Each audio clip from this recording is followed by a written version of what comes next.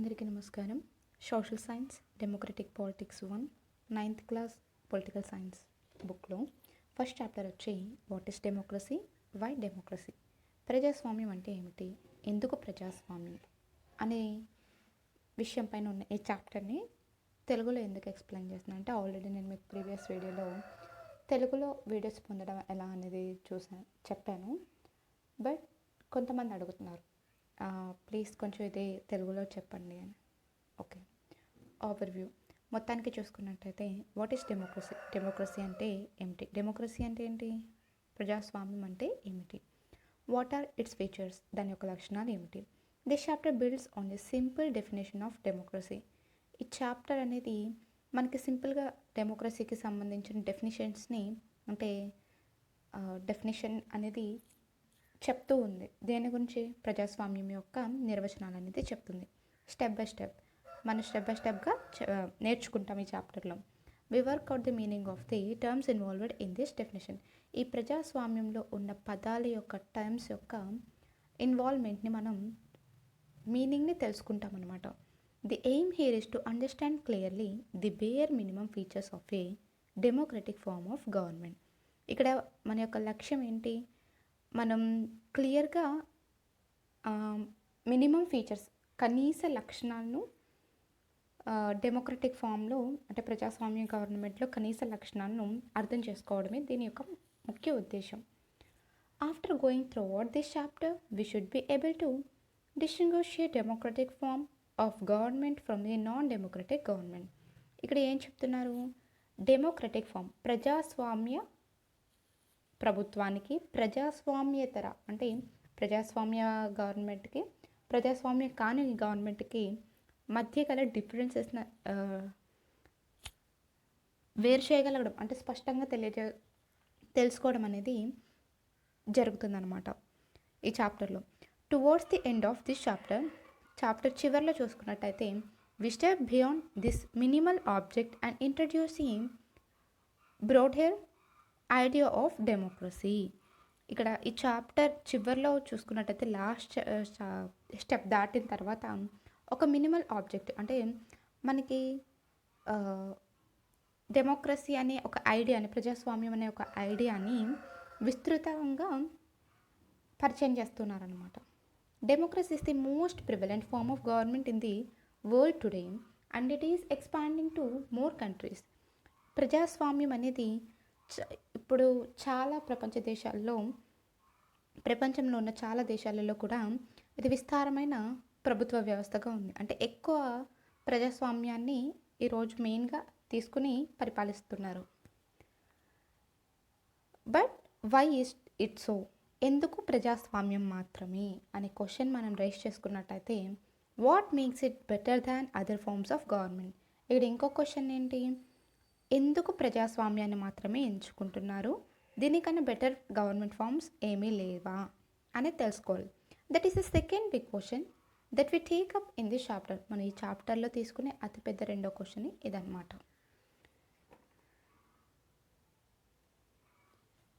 What is democracy. ఇక్కడ మళ్ళీ చూడండి, ప్రజాస్వామ్యం గురించి చెప్తున్నారు కదా, ప్రజాస్వామ్యం అంటే ఏమిటి. You have already read about different forms of government. మన రకరకాల గవర్నమెంట్స్ గురించి తెలుసుకున్నాము అంటే ఇంకా తెలుసుకోవాలి మనం. ప్రజెంట్ అయితే ఇక్కడ ఏం చెప్తున్నారంటే ప్రజాస్వామ్యం గురించి చెప్తున్నారు కాబట్టి ఇతరుల దేశాల్లో కూడా కొన్ని రాజపాలక వ్యవస్థ అలా కూడా ఉంటాయి కదా, వాటి గురించి చెప్తున్నారు. అవి కాకుండా ప్రజాస్వామ్యం గురించి మాత్రం ఇప్పుడు తెలుసుకుంటున్నాం మనం. You have already read about different forms of government. On the basis of your understanding of democracy, so far mentioning a few examples, write down some common features of. మనం ఎంతో కొంత ప్రజాస్వామ్యం గురించి అర్థం చేసుకున్న దాని మేరకు కొన్ని ఎగ్జాంపుల్స్ని, దానిలో కామన్ ఫీచర్స్ని అంటే కామన్గా ఉన్న లక్షణాలను రాయమని చెప్తున్నారు. డెమోక్రటిక్ గవర్నమెంట్స్ గురించి, నాన్ డెమోక్రటిక్ గవర్నమెంట్స్ గురించి, వీటి మధ్య డిఫరెన్సెస్ అనేవి, లక్షణాలు అనేవి రాయాల్సి ఉంటుంది. వై డిఫైన్ డెమోక్రసీ, ఎందుకని ప్రజాస్వామ్యాన్ని నిర్వచించాలి. బిఫోర్ వి ప్రొసీడ్ ఫర్దర్, మనం ముందుకెళ్లే ముందు let us first take note of an objection by Mary. ఇక్కడ మెరీ అనే ఒక ఆమె ఒక అబ్జెక్షన్ పెట్టింది. అదేంటో చూడండి. She does not like this way of defining democracy and wants to ask some basic questions. ఇక్కడ ఏం చెప్తుంది, తనకంట డెమోక్రసీని, ప్రజాస్వామ్యాన్ని నిర్వచించడం ఇష్టం లేదంట. దాని గురించి ఒక బేసిక్ క్వశ్చన్ అనేది తను అడుగుతుంది. Her teacher Matilda Lyngdoh response to her questions. ఆమె టీచర్ కూడా తన మెరీ ఏదైతే క్వశ్చన్స్ అడిగిందో వాటికి రెస్పాండ్ అవుతుంది. As other classmates join the discussion. ఈ డిస్కషన్లో మిగిలిన క్లాస్మేట్స్ కూడా జాయిన్ అయ్యారు. Mary, ma'am I don't like this idea. Madam, నాకు ఈ ఐడియా అనేది నచ్చలేదు, ఈ ఆలోచన అనేది నచ్చలేదు. First we spend time discussing democracy and then we want to find out the meaning of democracy. మనం ఫస్ట్ ఏం చేస్తున్నాం, first we spend time discussing, మనం డెమోక్రసీ గురించి కొంత టైం అనేది వెచ్చించి డిస్కస్ అనేది చేస్తున్నాం. And then we want to find out the meaning of democracy. మనం కాసేపు ప్రజాస్వామ్యం గురించి మాట్లాడుకున్నాక ప్రజాస్వామ్యం యొక్క నిర్వచనం అనేది మనం చెప్తున్నాం. I mean logically shouldn't we have approached it the other way round. ఇక్కడ ఏం చెప్తుంది, ఇలా కాకుండా లాజిక్ వేరేగా చూడండి. Shouldn't the meaning have come first and then the example. First meaning చెప్పి తర్వాత ఒక ఎగ్జాంపుల్ని తీసుకోవాలి కదా లాజిక్గా అయితే అని చెప్పేసి నేను ఒక క్వశ్చన్ని రేజ్ చేసింది.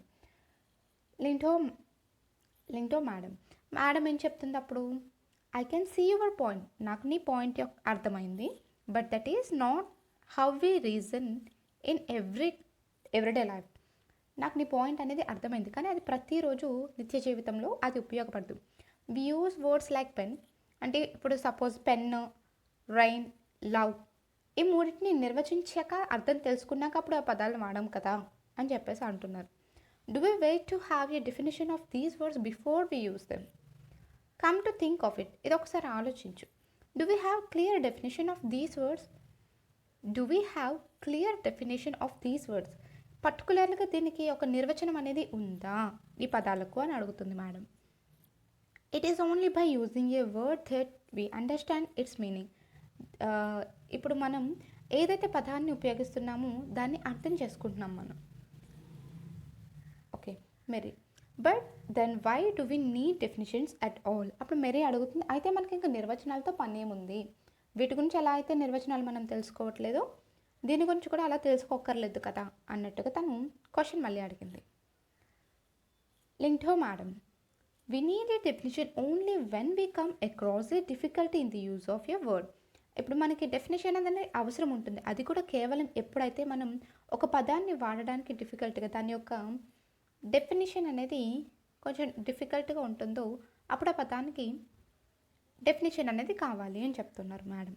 We need a definition of rain only when we wish to distinguish it from, say, drizzle or cloud burst. ఇప్పుడు మనకి రైన్ అనేది ఉదాహరణగా తీసుకున్నట్లయితే దానికి మనం డెఫినేషన్ అన్నది నార్మల్గా అయితే ఇవ్వం, కానీ కొన్ని ప్రత్యేక పరిస్థితుల్లో క్లౌడ్ బర్స్ట్ లేదంటే చినుకులు పడుతున్నప్పుడు మేఘాలు పేలడం అలాంటి మీనింగ్ వస్తుంది అనుకుంటా. అలా ఉన్నప్పుడు మాత్రం దానికి మనం నిర్వచనం అనేది ఇస్తాం. ఎలా? Okay, the same is true for democracy. అదేవిధంగా డెమోక్రసీకి కూడా అని చెప్పేసి మేడం చెప్తున్నారు. We need a clear definition only because people use it for different purposes. మనకి డెఫినేషన్ అనేది ఒక్కొక్కళ్ళు ఒక్కొక్క విధంగా యూజ్ చేస్తారు different పర్పసెస్లో.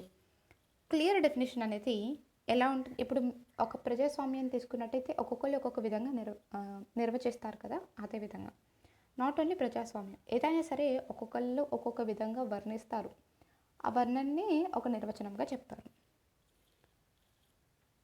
Because very different kinds of governments call themselves democracy. చాలా రకాల గవర్నమెంట్స్ వాటిని అవిగా ప్రజాస్వామ్యంగా చెప్పుకుంటున్నాయి, కానీ అసలు ప్రజాస్వామ్యం అనేది ఒకటి ఉంది, అది ఏంటి అనేది తెలుసుకోవాలి.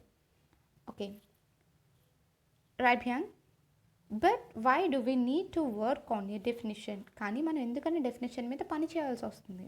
The other day you quoted Abraham Lincoln to us. Abraham Lincoln గారు ఏం చెప్పారంటే ఒకరోజు మీరు democracy is government of the people, by the people and for the people. Government and democracy అనేది ప్రజాస్వామ్య ప్రభుత్వం అనేది ప్రజల చేత ప్రజల కొరకు ప్రజలే నిర్మించుకున్నది అని చెప్పారు కదా. అని చెప్పేసి అడుగుతున్నారు. We in Meghalaya always ruled our selves. మేఘాలయలో ఉన్న మనముగా పరిపాలించుకుంటున్నాం కదా. That is accepted by everyone. అది అందరూ కూడా యాక్సెప్ట్ చేస్తారు కదా.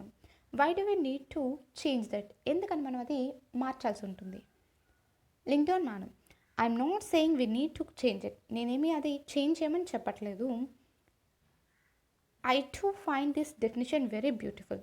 నేను మరింత అందంగా ఈ డెఫినేషన్ని కనుగొన్నాను.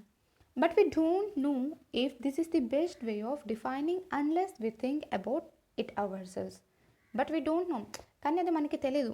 This is the best way of defining unless, చాలా తక్కువలో మంచి విధానంలో దాన్ని నిర్వచించగలిగినప్పుడు, మనకి మనముగా అది నిర్వచించగలిగినప్పుడు దాని గురించి ఆలోచించాలి అని చెప్తున్నారు. We must not accept something just because it is famous.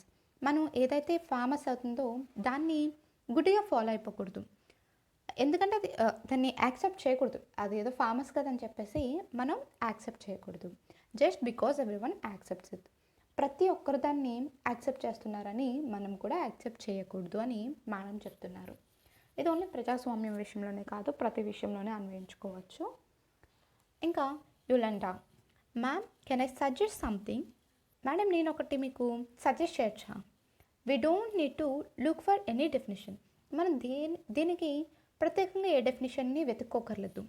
I read somewhere, నేను ఒక చోట చదివాను, the word democracy comes from a Greek word demokratia. అది ఒక గ్రీక్ భాష యొక్క డెమోక్రటియా అనే పదం నుండి డెమోక్రసీ అనే పదం వచ్చింది అని నేను ఒక చోట చదివాను అని చెప్పి యులాండా చెప్తున్నారు. In Greek demos means people and kratia means rule. గ్రీక్లో డెమోస్ అనగా ప్రజలు అని అర్థం వస్తుంది, క్రెటియా అనగా పరిపాలించుకోవడం అని అర్థం వస్తుంది. So democracy is rule by the people. కాబట్టి డెమోక్రసీ అనేది ప్రజల పరిపాలన అని అర్థం వస్తుంది. This is the correct meaning. ఇది సరైన అర్థం. Where is the need to debate? ఎందుకని మళ్ళీ ప్రత్యేకంగా డిబేట్ పెట్టుకోవడం అని చెప్పేసి యులాండా చెప్తుంది. లింక్డౌన్ మేడం ఏం చెప్తుంది అప్పుడు మళ్ళా? That is also a very helpful way of thinking about this matter. ఆ విధానంలో కూడా ఆలోచించడం మనకి చాలా హెల్ప్ అవుతుంది అని మేడం చెప్పి, I would just say that this does not always work. కానీ ఇది ప్రతి విషయానికి పనిచేయదు అని చెప్తున్నారు madam. A word does not remain tie to its origin. ఒక పదం యొక్క మూలాలతో ముడిపడి ప్రతిదాన్ని మనం అలా ఆలోచించకూడదు అని చెప్పి మేడం చెప్తున్నారు. A word does not remain tie to its origin. Just think of computers. Suppose ఒక ఎగ్జాంపుల్గా చెప్పుకున్నట్టయితే కంప్యూటర్స్ అనే పదాన్ని చూడండి. Originally there were used for computing, that is to sis calculating very difficult mathematical sums. సాధారణంగా computer అనేది ఒకప్పుడు computing అంటే ఒక సమ్ని క్యాల్కులేట్ చేసి సాల్వ్ చేయడం ఆ టైప్లో చెప్పేది అని చెప్తారు నార్మల్గా. దాని యొక్క మీనింగ్ చూసుకున్నట్టయితే this were very powerful calculators. అవి చాలా స్పీడ్గా, పవర్గా, శక్తివంతంగా పనిచేసే క్యాల్కులేటర్స్ అని చెప్పొచ్చు కంప్యూటర్ని. But nowadays very few people use computers for computing sums. కానీ ప్రస్తుతం ఉన్న రోజుల్లో చాలా తక్కువ మంది యూజ్ చేస్తున్నారు కంప్యూటర్ని ఓన్లీ సమ్స్ సాల్వ్ చేసుకోవడం కోసం. They use it for writing, వాళ్ళు దాంట్లో రాస్తున్నారు. ఫర్ డిజైనింగ్, ఏదైనా కొంచెం డిజైన్ చేసుకుంటున్నారు.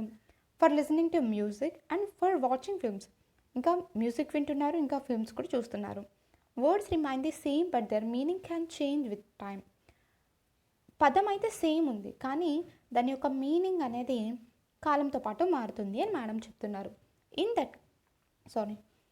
That case it is not very useful to look at the origins of A word. కాబట్టి ప్రతి పదాన్ని ఇలాంటి పరిధిలో చూసుకున్నట్టయితే ప్రతి పదాన్ని దాని యొక్క మూలాల నుంచి చూసుకోవడం అనేది అది కరెక్ట్ కాదు అని మేడం చెప్పిన ఎగ్జాంపుల్ బట్టి తెలుస్తుంది. Mary, ma'am, so basically what you are saying is that there is no shortcut to our thinking about the matter hour cells.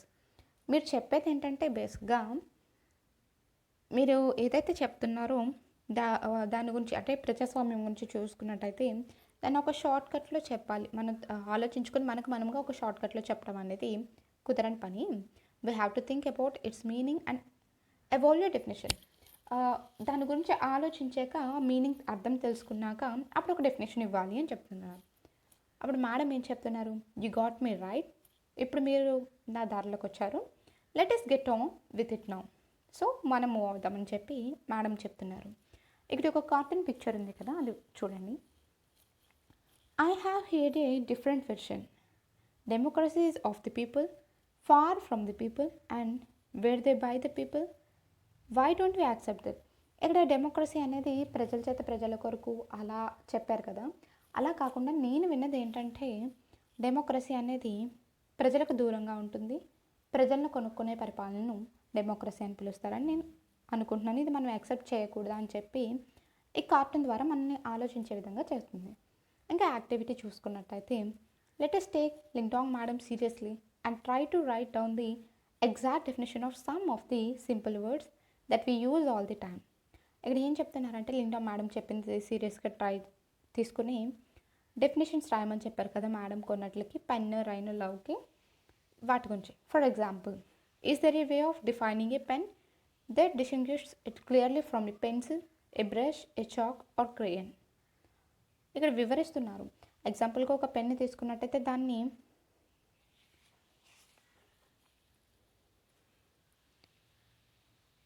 వేరు చేయలేమా పెన్ నుంచి, అదే పెన్సిల్ నుంచి కానీ, బ్రష్ నుంచి కానీ, లేదు చాక్ లేదంటే క్రేయన్ నుంచి దీన్ని వేరు చేసి చెప్పాలా అన్నట్టుగా.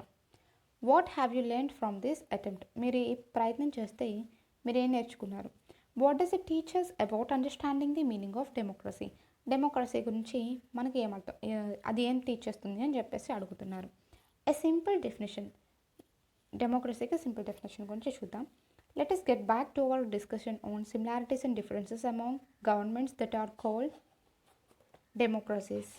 ఇక్కడ ఏం చెప్తున్నారు, మనం మళ్ళీ మన డిస్కషన్లోకి వచ్చినట్టయితే సారూప్యాలు ఇంకా భేదాలు చూసుకున్నట్టయితే గవర్నమెంట్స్లో discussions on similarities and differences among governments that are called democracies. ప్రజాస్వామ్యాల్లో సారూప్యాలు విభేదాలు చూసుకున్నట్టయితే అదే డెమోక్రసీ అని చెప్తున్నారు.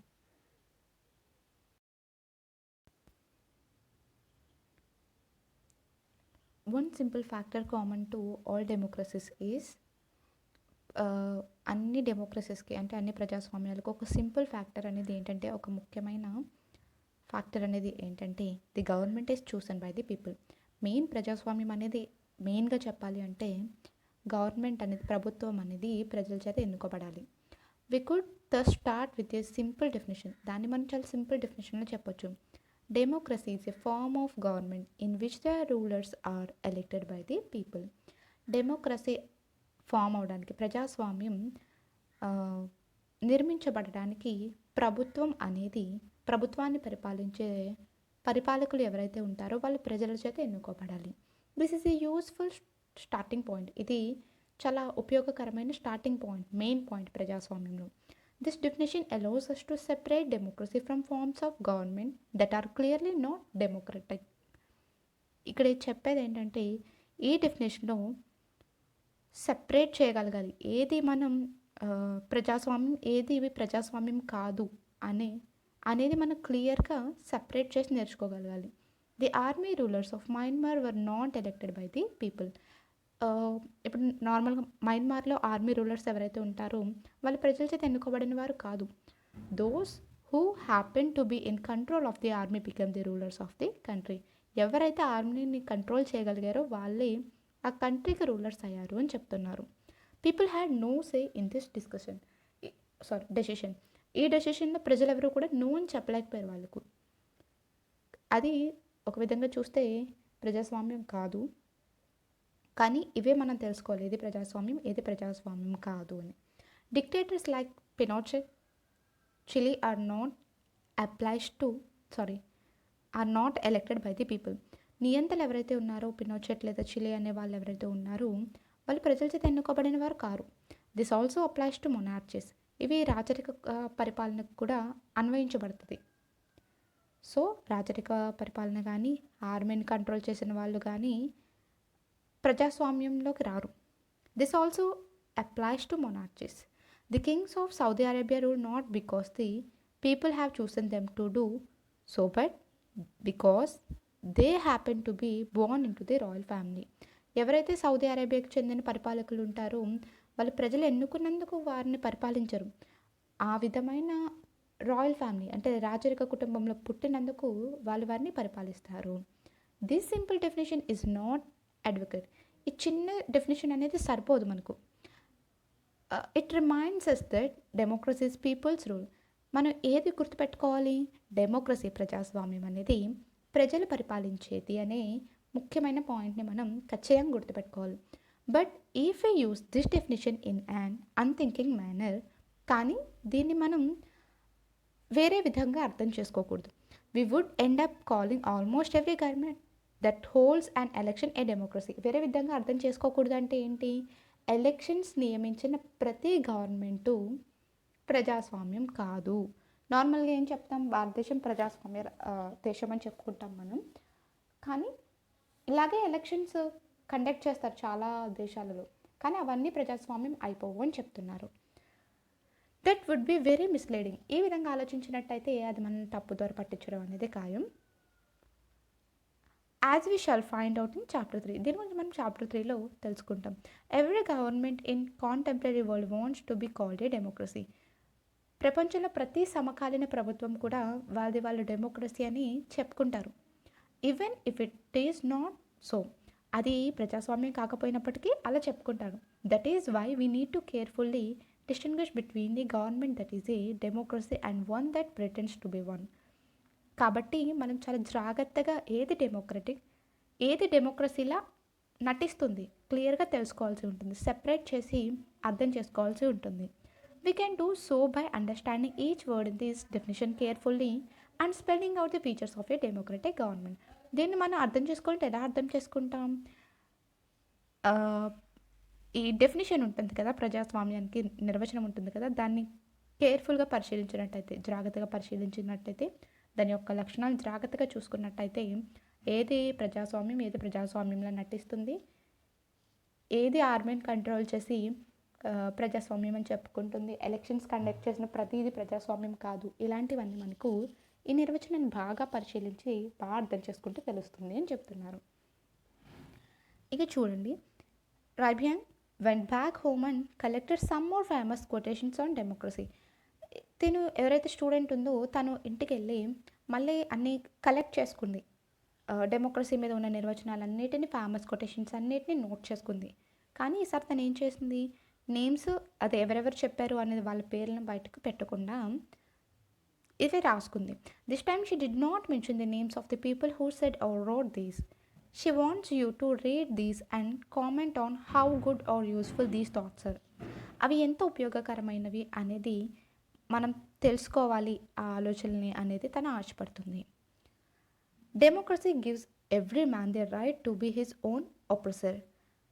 ఎవరో వచ్చి మనల్ని అణచివేతకు గురి చేసేలా కాకుండా ప్రజాస్వామ్యంలో ప్రతి హ్యూమన్ బీయింగ్కి, ప్రతి మానవునికి తనకి తనే అణచివేతదారుడిగా ఉండే హక్కు అనేది ఉంది అని చెప్తున్నారు. Democracy consists of choosing your dictators after they have told you what you think it is you want to hear. Democracy అనే నియంత్రణను మనం ఎంచుకోవాలి అంటే ఏ విధంగా ఎంచుకుంటాం? మనకి కావాల్సింది వాళ్ళు ఎప్పుడైతే చేస్తామని హామీలు ఇస్తారో, చెప్తారో, దాన్ని బట్టి మనం వాళ్ళని ఎలెక్ట్ చేయొచ్చు, అంటే వాళ్ళని ఎంచుకోవచ్చు. మనం ఏం కావాలనుకుంటున్నామో అది వాళ్ళు మనకు చేస్తారో అని నమ్మకం కలిగినప్పుడు. Man's capacity for justice makes democracy possible. న్యాయం కోసం మానవుడు ప్రజాస్వామ్యాన్ని ఏర్పరచడం అవసరం. But man's inclination to injust makes democracy necessary. కానీ అన్యాయం వైపుగా ఈ ప్రజాస్వామ్యం అనేది మొగ్గు చూపడం అనేది కూడా జరుగుతూ ఉంటుంది, ఖచ్చితంగా జరుగుతుంది అని చెప్తున్నారు. Democracy is a device that insures we shall be govern no better than we deserve. ప్రజాస్వామ్యంలో మనకి అర్హత ఉన్న దానికన్నా ఎక్కువ పొందాలన్నమాట మనం.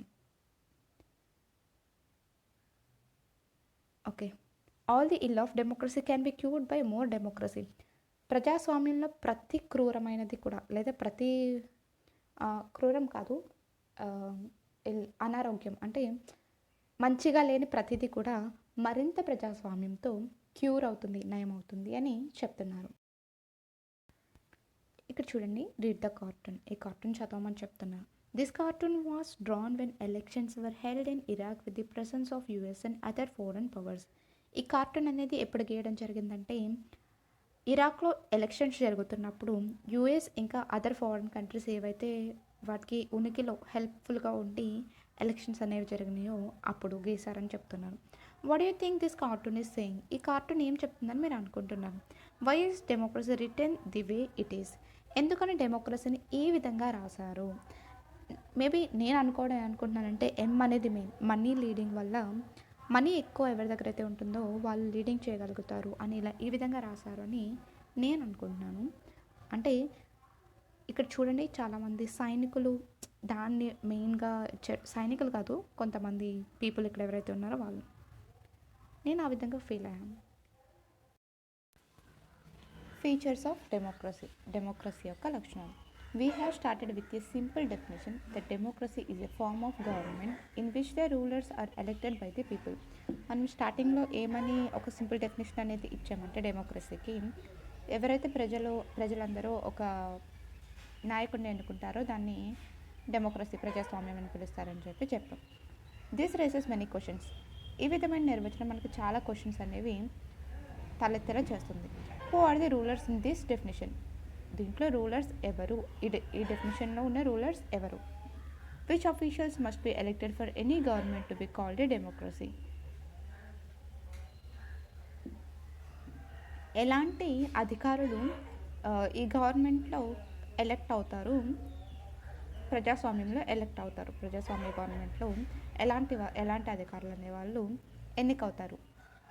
Which decisions may be taken by non elected officials in a democracy? ప్రజాస్వామ్యంలో ఎలెక్ట్ కాలేని అధికారులు ఏ విధమైన చర్యలు తీసుకోవచ్చు, ఏ విధమైన డెసిషన్స్ తీసుకోవచ్చు, నిర్ణయాలు తీసుకోవచ్చు?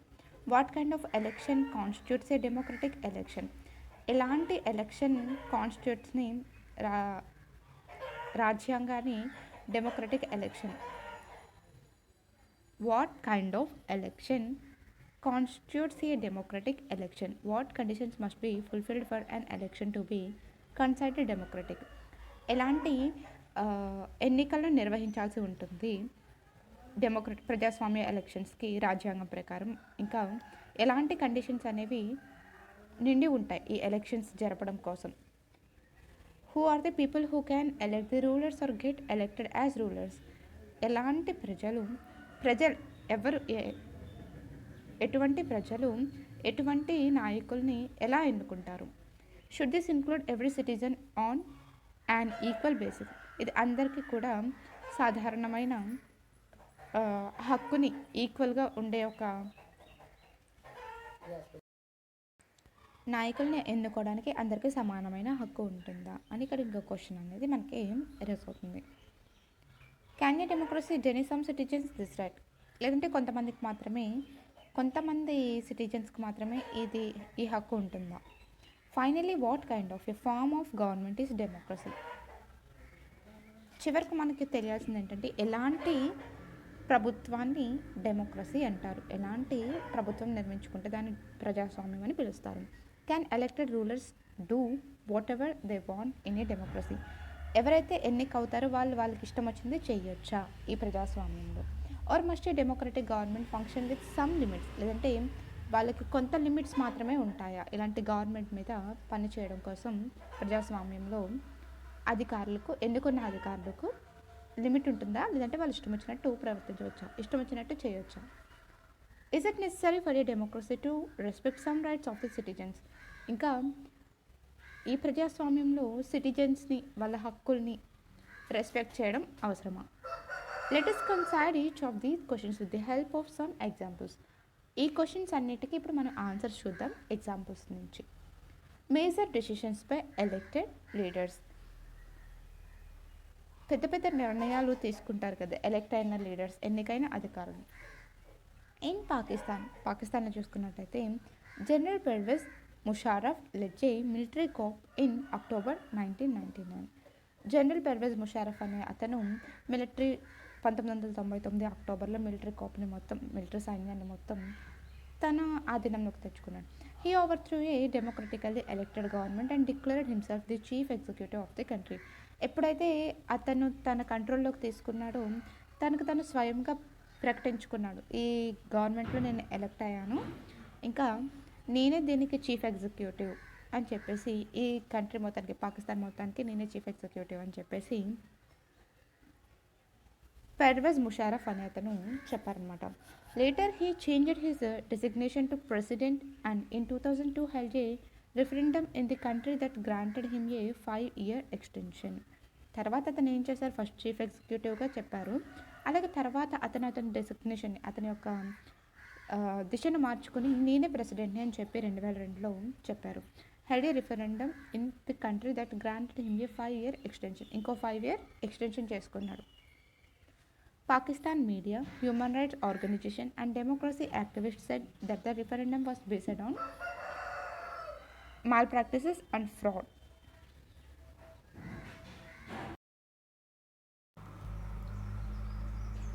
ఇక్కడ ఏం చెప్తున్నారంటే ఇంకొకసారి రిపీట్ చేస్తున్నాను చూడండి జాగ్రత్తగా. జనరల్ పర్వేజ్ ముషారఫ్ సైనిక తిరుగుబాటుకు నాయకత్వం వహించారు. అతను ఇంకా ప్రజాస్వామ్యబద్ధంగా ఎన్నికైన ప్రభుత్వ ఎన్నికలను ప్రకటించుకున్నాడు, తనకు తానే ప్రకటించుకున్నాడు అన్నమాట. తర్వాత అతను తన హోదాని అధ్యక్షుడిగా మార్చుకున్నాడు మరియు 2002లో దేశంలో రెఫరెండం నిర్వహించారు. అది అతనికి 5 సంవత్సరాల పొడిగింపును మంజూరు చేసింది. పాకిస్తాన్ మీడియా ఇంకా ప్రతిపదికన ప్రజాభిప్రాయ సేకరణ జరిగిందని మానవ హక్కుల సంస్థలు, ప్రజాస్వామ్య కార్యకర్తలు చీట్ చేశారన్నమాట, అక్రమాలు మోసాలు చేశారన్నమాట. Okay, next. In August 2002 he issued a legal framework order that amended the constitution of Pakistan. ఇక్కడ ఇంకా ఏం చెప్తున్నారు, ఆగస్ట్ 2002లో అతను పాకిస్తాన్ రాజ్యాంగాన్ని సవరించే లీగల్ ఫ్రేమ్వర్క్ ఆర్డర్ని జారీ చేశాడనమాట. ఎవరు? Parvez Musharraf. Okay. According to this order, ఈ ఆర్డర్ని బట్టి the president can dismiss the national and provincial assemblies. ఇక్కడ ఏం చెప్తున్నారు, అతను ఒక అమెండ్మెంట్ సవరణ చేశారు కదా, ఫ్రేమ్వర్క్ ఆర్డర్ని జారీ చేశాడు కదా, అందులో ఉత్తర్వుల ప్రకారం రాష్ట్రపతి జాతీయ మరియు ప్రావిన్షియల్ అసెంబ్లీని రద్దు చేయవచ్చు. అతనికి ఆ హక్కును కల్పించుకున్నాడు అనమాట. The work of the civilian cabinet is supervised by a national security council.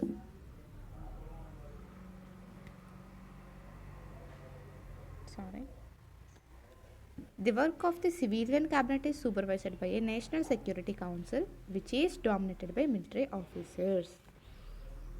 Provincial అసెంబ్లీని రద్దు చేయవచ్చు. పౌర మంత్రి వర్గం యొక్క పనిని జాతీయ భద్రతా మండలి పర్యవేక్షిస్తుంది. ఇది అధికారులు సైనికుల్ని ఈ చట్టాన్ని ఆమోదించడం ద్వారా జాతీయ మరియు ఎన్నికలు జరుగుతాయి, ప్రావిన్షియల్ ఎన్నికలు జరుగుతాయి. కాబట్టి పాకిస్తాన్కు ఎన్నికలు జరిగాయి, ఎన్నికైన ప్రతినిధులకు. So Pakistan had elections, elected representatives have some powers. కొన్ని అధిక పవర్స్ని కలిగేలా, ఎక్స్టెన్షన్ పవర్స్ని కలిగేలా ఇది వాళ్ళు క్రియేట్ చేసుకున్నారు. But the final power resisted with military officers and general Musharraf himself. కానీ చివరాఖరకు పవర్ ఎంత వీళ్ళ చేతిలో ఉన్నప్పటికీ, అసెంబ్లీ చేతిలో ఉన్నప్పటికీ, అది లాస్ట్కి మిలిటరీ ఆఫీసర్స్ ఇంకా జనరల్ ముషారఫ్ వాళ్ళ చేతుల్లో తుది నిర్ణయం అనేది ఆధారపడి ఉంటుంది అని చెప్తున్నారు. ఇక్కడ ఒకసారి ఒక చిన్న కార్టూన్ చూడండి. All this is so remote for me. Is democracy all about rulers and governments? Can we talk about a democratic classroom or a democratic family? మనం ఎందుకని ఒక రిమోట్ అంటే ఇది చాలా అంత ఇష్టంగా అనిపించట్లేదు తనకి. డెమోక్రసీ ఎప్పుడు రూలర్స్ గురించి దాని గురించి ఎందుకు, మనం ఒక డెమోక్రటిక్ క్లాస్ రూమ్ని కానీ డెమోక్రటిక్ కుటుంబాన్ని కానీ ఎందుకు అనుకోకూడదు అని ఒక ఆలోచనిస్తున్నారు. Okay, clearly there are many reasons why Pakistan under general Musharraf should not be called a democracy. దీన్ని బట్టి మనకి ఏమర్థమవుతుంది, క్లియర్గా అర్థమవుతుంది, ప్రజల చేత ఎన్నుకోబడలేదు వీళ్ళు, ఇంకా ఏంటి తుది నిర్ణయం అనేది వీళ్ళ చేతిలోనే ఉంటుంది. ఇక్కడ అంతా కూడా మ్యానిపులేట్ చేశారు వాళ్ళకి నచ్చినట్టుగా. సో ఇది ఖచ్చితంగా ప్రజాస్వామ్యం కాదు. దెర్ ఆర్ మెనీ రీజన్స్, చాలా రీజన్స్ అనేవి మనం చెప్పొచ్చు ఎందుకు పాకిస్తాన్ ముషారఫ్ కంట్రోల్లో ఉండడం వల్ల ఇది డెమోక్రసీ కాదు అని చెప్పొచ్చు. But let us focus on one of this. కానీ దీంట్లో మనం ఒక దాని గురించి ఫోకస్ చేద్దాం. Can we say that the rulers are elected by the people in Pakistan? ఇక్కడ రూలర్స్ అధికారులు ఎవరైనా ప్రజల చేత ఎన్నుకోబడ్డారా పాకిస్తాన్లో? నాట్ క్వైట్, ఖచ్చితంగా కాదు. People may have elected their representatives to the national and provincial assemblies, but those elected representatives were not really the rulers. ఇక్కడ ఎవరైతే వీటిలో ఒక దానిపై దృష్టి పెడతాం. పాకిస్తాన్ ప్రజలు ఎన్నుకోబడతారని మనం చెప్పగలమా? కాదు. ప్రజలు జాతీయ మరియు ప్రాంతీయ అసెంబ్లీలకు తమ ప్రతినిధులను ఎన్నుకొని ఉండవచ్చు, కానీ ఆ ఎన్నికైన ప్రతినిధులు నిజం కాదు. నిజంగా అధికారులు వీళ్ళు ఎన్నుకున్న వాళ్ళు ఎవరు? రూలర్స్ చేతిలో ఉంది కాబట్టి. Okay, they cannot take the final decisions. వాళ్ళు చివరి నిర్ణయం వాళ్ళు తీసుకోలేరు. The power to take final decision rested with army officers and with general Musharraf. ఈ లాస్ట్ డెసిషన్ అగ్రి చేయాలి అంటే ముషారఫ్ ఇంకా ఆర్మీ ఆఫీషియల్స్, ఆర్మీ అధికారుల చేతిలో ఉంటుంది. And none of them were elected by the people. కానీ ముషారఫ్ కానీ ఆ సైన్యం కానీ ప్రజల చేత ఎన్నుకోబడింది కాదు. This happens in many dictatorships and monarchies. ఈ విధంగా ఒక పాకిస్తాన్లోనే కాదు, చాలా నియంత్రణ విషయంలో జరుగుతుంది, ఇంకా చాలా రాజరిక కుటుంబాల్లో కూడా జరుగుతుంది. They formally have an elected parliament and government, but the real power is with those who are not elected. ప్రజాస్వామ్యం అంటే ఏంటి? ప్రజల చేత ఎన్నుకోబడతారు ఫార్మల్గా అని చెప్పింది, కానీ ఇక్కడ అలా ఎన్నుకోబడతారు. ఆ గవర్నమెంట్ ఉంటుంది, పార్లమెంట్ ఉంటుంది, కానీ రియల్ పవర్ అనేది ప్రజల చేత ఎన్నుకోబడిన వాళ్ళ చేతుల్లో కాకుండా ఈ ముషారఫ్ లాగా అలా కొంతమంది చేతుల్లో ఉంటుంది. వాళ్ళు ఎన్నుకోబడిన వాళ్ళు కాదు కదా, సో ఇది డెమోక్రసీ కాదు. In a few countries the real power was with some external powers and not with locally elected representatives. It cannot be called people's rule. ఈ విధంగా మనం ప్రజాస్వామ్యం కాదు అని చెప్పేయచ్చు. దిస్ గివ్స్ us the first feature. In a democracy, the final decision making power must rest with those elected by the people. నార్మల్గా ప్రజాస్వామ్యంలో అయితే ఎలా ఉంటుంది? ప్రజాస్వామ్యంలో ఫైనల్ డెసిషన్ అనేది ఎవరు ప్రజల చేత ఎవరైతే ఎన్నుకోబడతారో వాళ్ళ చేతిలో మాత్రమే తుది నిర్ణయం అనేది ఉంటుంది. Okay, free and fair electoral competition. నిష్పక్షపాతంగా జరిగే ఎన్నికల పోటీ గురించి చెప్తాం. ఫ్రీ, ఇంకా ఉచితంగా అంటే డబ్బులు పే చేయకుండా జరిగేదన్నమాట. ఇన్ చైనాలో elections are regularly held after every 5 years for electing the country's parliament. చైనాలో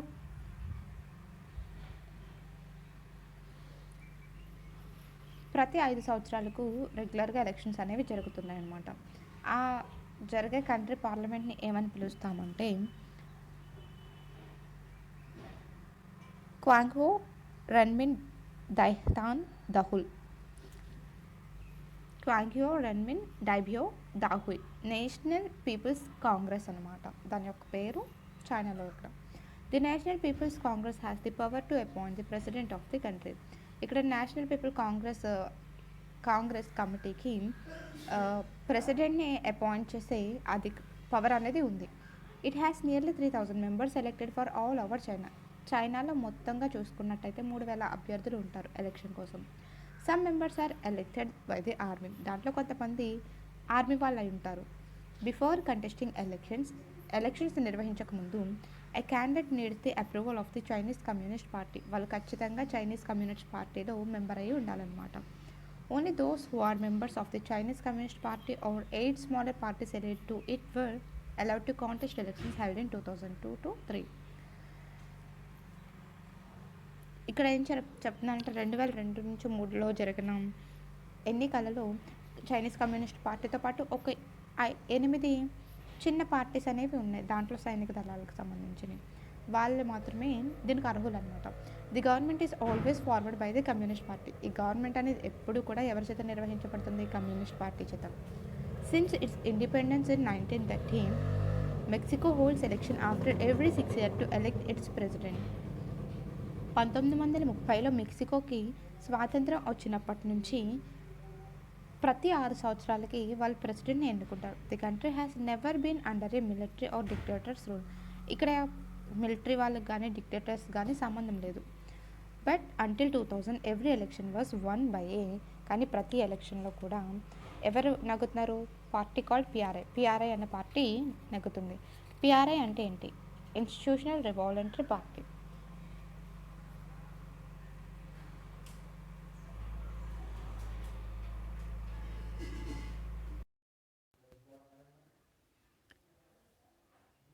opposition parties did contest elections but never managed to win. Opposition party వాళ్ళు ఎలక్షన్స్ అనేవి కండక్ట్ చేస్తారు, కానీ వాళ్ళు ఎప్పుడు విన్ అవ్వలేదు. The PRI was known to use many dirty tricks to win elections. PRI party చాలా చెత్త ట్రిక్స్ని యూజ్ చేస్తుంది ఎలక్షన్స్ విన్ అవ్వడం కోసం. All those who were employed in government offices had to attend it's party meetings. ఎవరైతే government employees ఎవరైతే ఉంటారో వాళ్ళందరూ కూడా ఈ పార్టీ కండక్ట్ చేసిన పార్టీ మీటింగ్స్కి ఖచ్చితంగా వెళ్ళాల్సి ఉంటుంది. Teachers of government schools use to force parents to vote for the PRI. ఎవరైతే గవర్నమెంట్ స్కూల్లో చదివే పిల్లలు ఉంటారో వాళ్ళ పేరెంట్స్ అందరినీ కూడా టీచర్స్ ఓన్లీ పిఆర్ఐ పార్టీకి ఓట్ చేసే విధంగా ఫోర్స్ చేస్తారనమాట. Media largely ignore the activities of opposition political parties except to criticise them. Opposition party వాళ్ళని విమర్శించడానికే కానీ మీడియా ఎప్పుడు వాళ్ళు చేసిన పనులను పొలిటికల్ పార్టీస్ని చూపించదు. రిమైనింగ్ పార్టీస్కి అంత పాపులారిటీ అనేది పెరగదనమాట. Sometimes the polling booths were shifted from one place to another in the last minute. ఒక్కొక్కసారి ఏం జరుగుతుందంటే లాస్ట్ మినిట్లో పోలింగ్ బూత్స్ని మార్చేస్తారు, which made it difficult for people to cast their oats.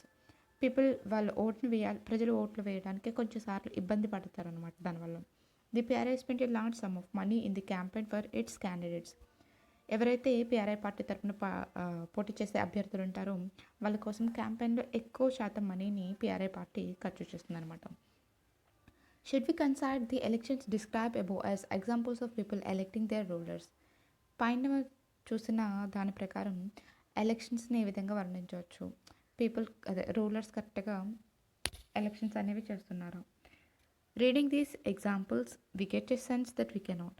పైన దాన్ని బట్టి చూస్తే మనకి ఖచ్చితంగా తెలుస్తుంది వాళ్ళు సరైన పద్ధతిలో ఎలక్షన్స్ అనేవి చేయట్లేదు. There are many problems here. దాంట్లో చాలా ప్రాబ్లమ్స్ అనేవి ఇక్కడ ఉన్నాయి. In China the elections do not offer the people any serious choice. చైనాలో ఎవరైతే ఉంటారో వాళ్ళు తమకి నచ్చిన అభ్యర్థులను ఎన్నుకోవడానికి సరైన చాయిస్ని ఇవ్వట్లేదు సీరియస్గా. They have to choose the ruling party and the candidates approved by it. వాళ్ళు ఎవరైతే పార్టీ అక్కడ రూలింగ్ పార్టీ ఉంటుందో వాళ్ళ క్యాండిడేట్స్కి ఓట్ వేయాల్సి ఉంటుంది ఖచ్చితంగా. Can we call this a choice? దీన్ని మనం చాయిస్ అని పిలుస్తాము. ఇన్ ది మెక్సికన్ ఎగ్జాంపుల్ మనం ఇందాక చూసుకున్నట్టయితే మెక్సికోలో people seem to really have a choice but in practice they had no choice. వాళ్ళకి కనీసం చాయిస్ ఉంది ఎవరిని ఎన్నుకోవాలని, కానీ కమాండ్ మొత్తం ఎవరి చేతిలో ఉంటుంది అనేది మనం ఇందాక చూస్తాం. There was no way the ruling party could be defeated. Even if people were against it, there are not fair elections. ఈ రూలింగ్ పార్టీ ఏదైతే ఉందో అది ఓడిపోవడం అనేది జరగదు, ఎందుకంటే అది పీపుల్కి ఎగ్నెస్ట్గా ఉంది. There are not fair elections. ఇవి కరెక్ట్ అయిన పద్ధతిలో జరిగే ఎలక్షన్స్ కాదు. We can thus add a second feature to our understanding of democracy. Holding elections of any kind is not sufficient. మనం దీన్ని సెకండ్ ఫీచర్ కింద అర్థం చేసుకోవచ్చు. ఫస్ట్ ఫీచర్ వచ్చి మనం ఎన్నుకోవాల్సి ఉంటుంది. అది సెకండ్ ఫీచర్ వచ్చి అర్థం చేసుకుని ప్రజాస్వామ్యాన్ని సరైన పద్ధతిలో జరిగే ఎలక్షన్స్లో మనం సరైన అభ్యర్థిని ఎన్నుకోగలగడమే సెకండ్ ఫీచర్, దీని యొక్క లక్షణం. The elections must offer A real choice between political alternatives. ఇంకా ఏం చెప్తున్నారు, ఎలక్షన్స్ అనేవి రియల్ చాయిస్ని అంటే ఎవరిని నచ్చితే వాళ్ళని ఎన్నుకునే విధంగా ఉండాలి. And it should be possible for people to use this choice to remove the existing rulers if they wish so. ఒకవేళ వాళ్ళకి రూలింగ్ పార్టీలో ఉన్న వాళ్ళు నచ్చకపోతే వాళ్ళని తప్పించే అధికారం కూడా ప్రజలకి ఉంది. So a democracy must be based on a free and fair election where those currently in power have a fair chance of losing. ఇక్కడ ఏం చెప్తున్నారు, డెమోక్రసీలో ఉచితంగా అంటే డబ్బులు ఇవ్వకుండా ఫేర్ ఎలక్షన్స్, కరెక్ట్ పద్ధతిలో ఎలక్షన్స్ జరగాలి. Where those currently in power have a fair chance of losing. మనకి ఖచ్చితంగా నచ్చిన వాళ్ళని ఎన్నుకునే అధికారం ఉంది. We shall find out more about a democratic election in chapter 3. Democratic election గురించి మనం మరింత చాప్టర్ 3లో తెలుసుకుంటాం. Read the cartoon. ఇక్కడ కార్టూన్ చూడండి. This cartoon was titled building democracy and was first published in a Latin America publication. ఇది Latin అమెరికాలో ప్రచురితమైంది ఫస్ట్లో. ఈ కార్టూన్కి ఏంటంటే బిల్డింగ్ డెమోక్రసీ, ప్రజాస్వామ్యాన్ని నిర్మిస్తున్నాం అనే టైటిల్ అనేది ఇవ్వడం జరిగింది. What do money bag signify here? ఇక్కడున్న డబ్బు సంచులు మనకు ఏం తెలియజేస్తున్నాయి? Could this cartoon B applied to India? ఇది ఇండియాకు కూడా వర్తిస్తుందా? ఇంకా చూసుకున్నట్టయితే 1 person 1 vote 1 value, ఒక్క వ్యక్తి ఒక ఓటు ఒక విలువ. Earlier we read about how the struggle for democracy was linked to the demand for universal adult franchise. మనం చూసుకున్నట్టయితే డెమోక్రసీకి లింక్ అయి ఉన్న డిమాండ్ ఎటువంటిదో ప్రపంచవ్యాప్తంగా చూస్తున్నాం. This principle has now come to be accepted almost all over the world. ఈ ప్రజాస్వామ్యాన్ని ప్రపంచంలో అన్ని మూలల ప్రజెంట్ యాక్సెప్ట్ చేస్తున్నారు. Yet there are many instances of denial of equal right to vote. వీళ్ళందరికీ కూడా నచ్చిన వాళ్ళకి ఓటేసే హక్కు అనేది ఉంది. ఉదాహరణకు ఇంకా ఇక్కడ చూడండి, అంటిల్ 2015 వరకు in Saudi Arabia women did not have the right to vote. Saudi అరేబియాలో ఆడవాళ్ళకి 2015 వరకు ఓటేసే హక్కు అనేది లేదు. Estonia has made its citizenship rules in such a way that people belonging to Russian minority find it difficult to get the right to vote.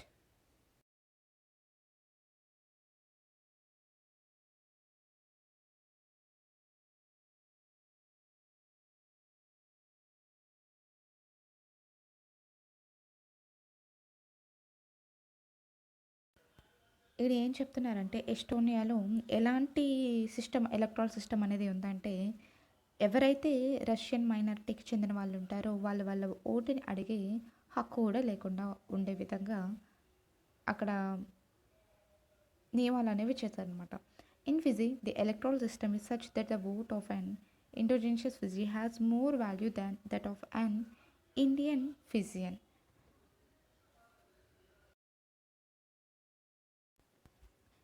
ఇక్కడ ఫిజీలో ఎలాంటి ఎలక్ట్రల్ సిస్టమ్, ఎన్నికల సిస్టమ్ అనేది ఉందంటే, అక్కడ ఉన్న ఇండియన్స్ ఉంటారు కదా, వాళ్ళకన్నా కూడా స్థానికంగా ఉన్న ఫిజీ పీపుల్ యొక్క ఓటుకే ఎక్కువ వాల్యూ ఉన్నట్టుగా ఇక్కడ ఎలక్ట్రల్ సిస్టమ్ అనేది రూపొందించబడింది. Democracy is based on a fundamental principle of political equality that gives us the third feature of democracy. అసలు చెప్పాలంటే ప్రతి ఓటుకి ఒకే విలువ ఉండడం అనేది డెమోక్రసీ యొక్క లక్షణం. అది ప్రజాస్వామ్యం దేని మీద బేస్ అయి ఉంటుందంటే, ప్రాథమిక పొలిటికల్ ఈక్వాలిటీ మీద ఉంటుంది అనే సూత్రంపై ఆధారపడి ఉంటుంది. ఇది మనకి మూడో లక్షణంగా చెప్పొచ్చు ప్రజాస్వామ్యం. In a democracy each adult citizen must have 1 vote and each vote must have 1 value. ప్రతి ఒక్కరికి ఒక ఓటు ఉండాలి, అలా ప్రతి ఓటుకి ఒకే విలువ ఉండాలి అనేది డెమోక్రసీలో మూడవ లక్షణం. We shall read more about it in chapter 3. మూడో చాప్టర్లో దీని గురించి మనం మరింత తెలుసుకుంటాం.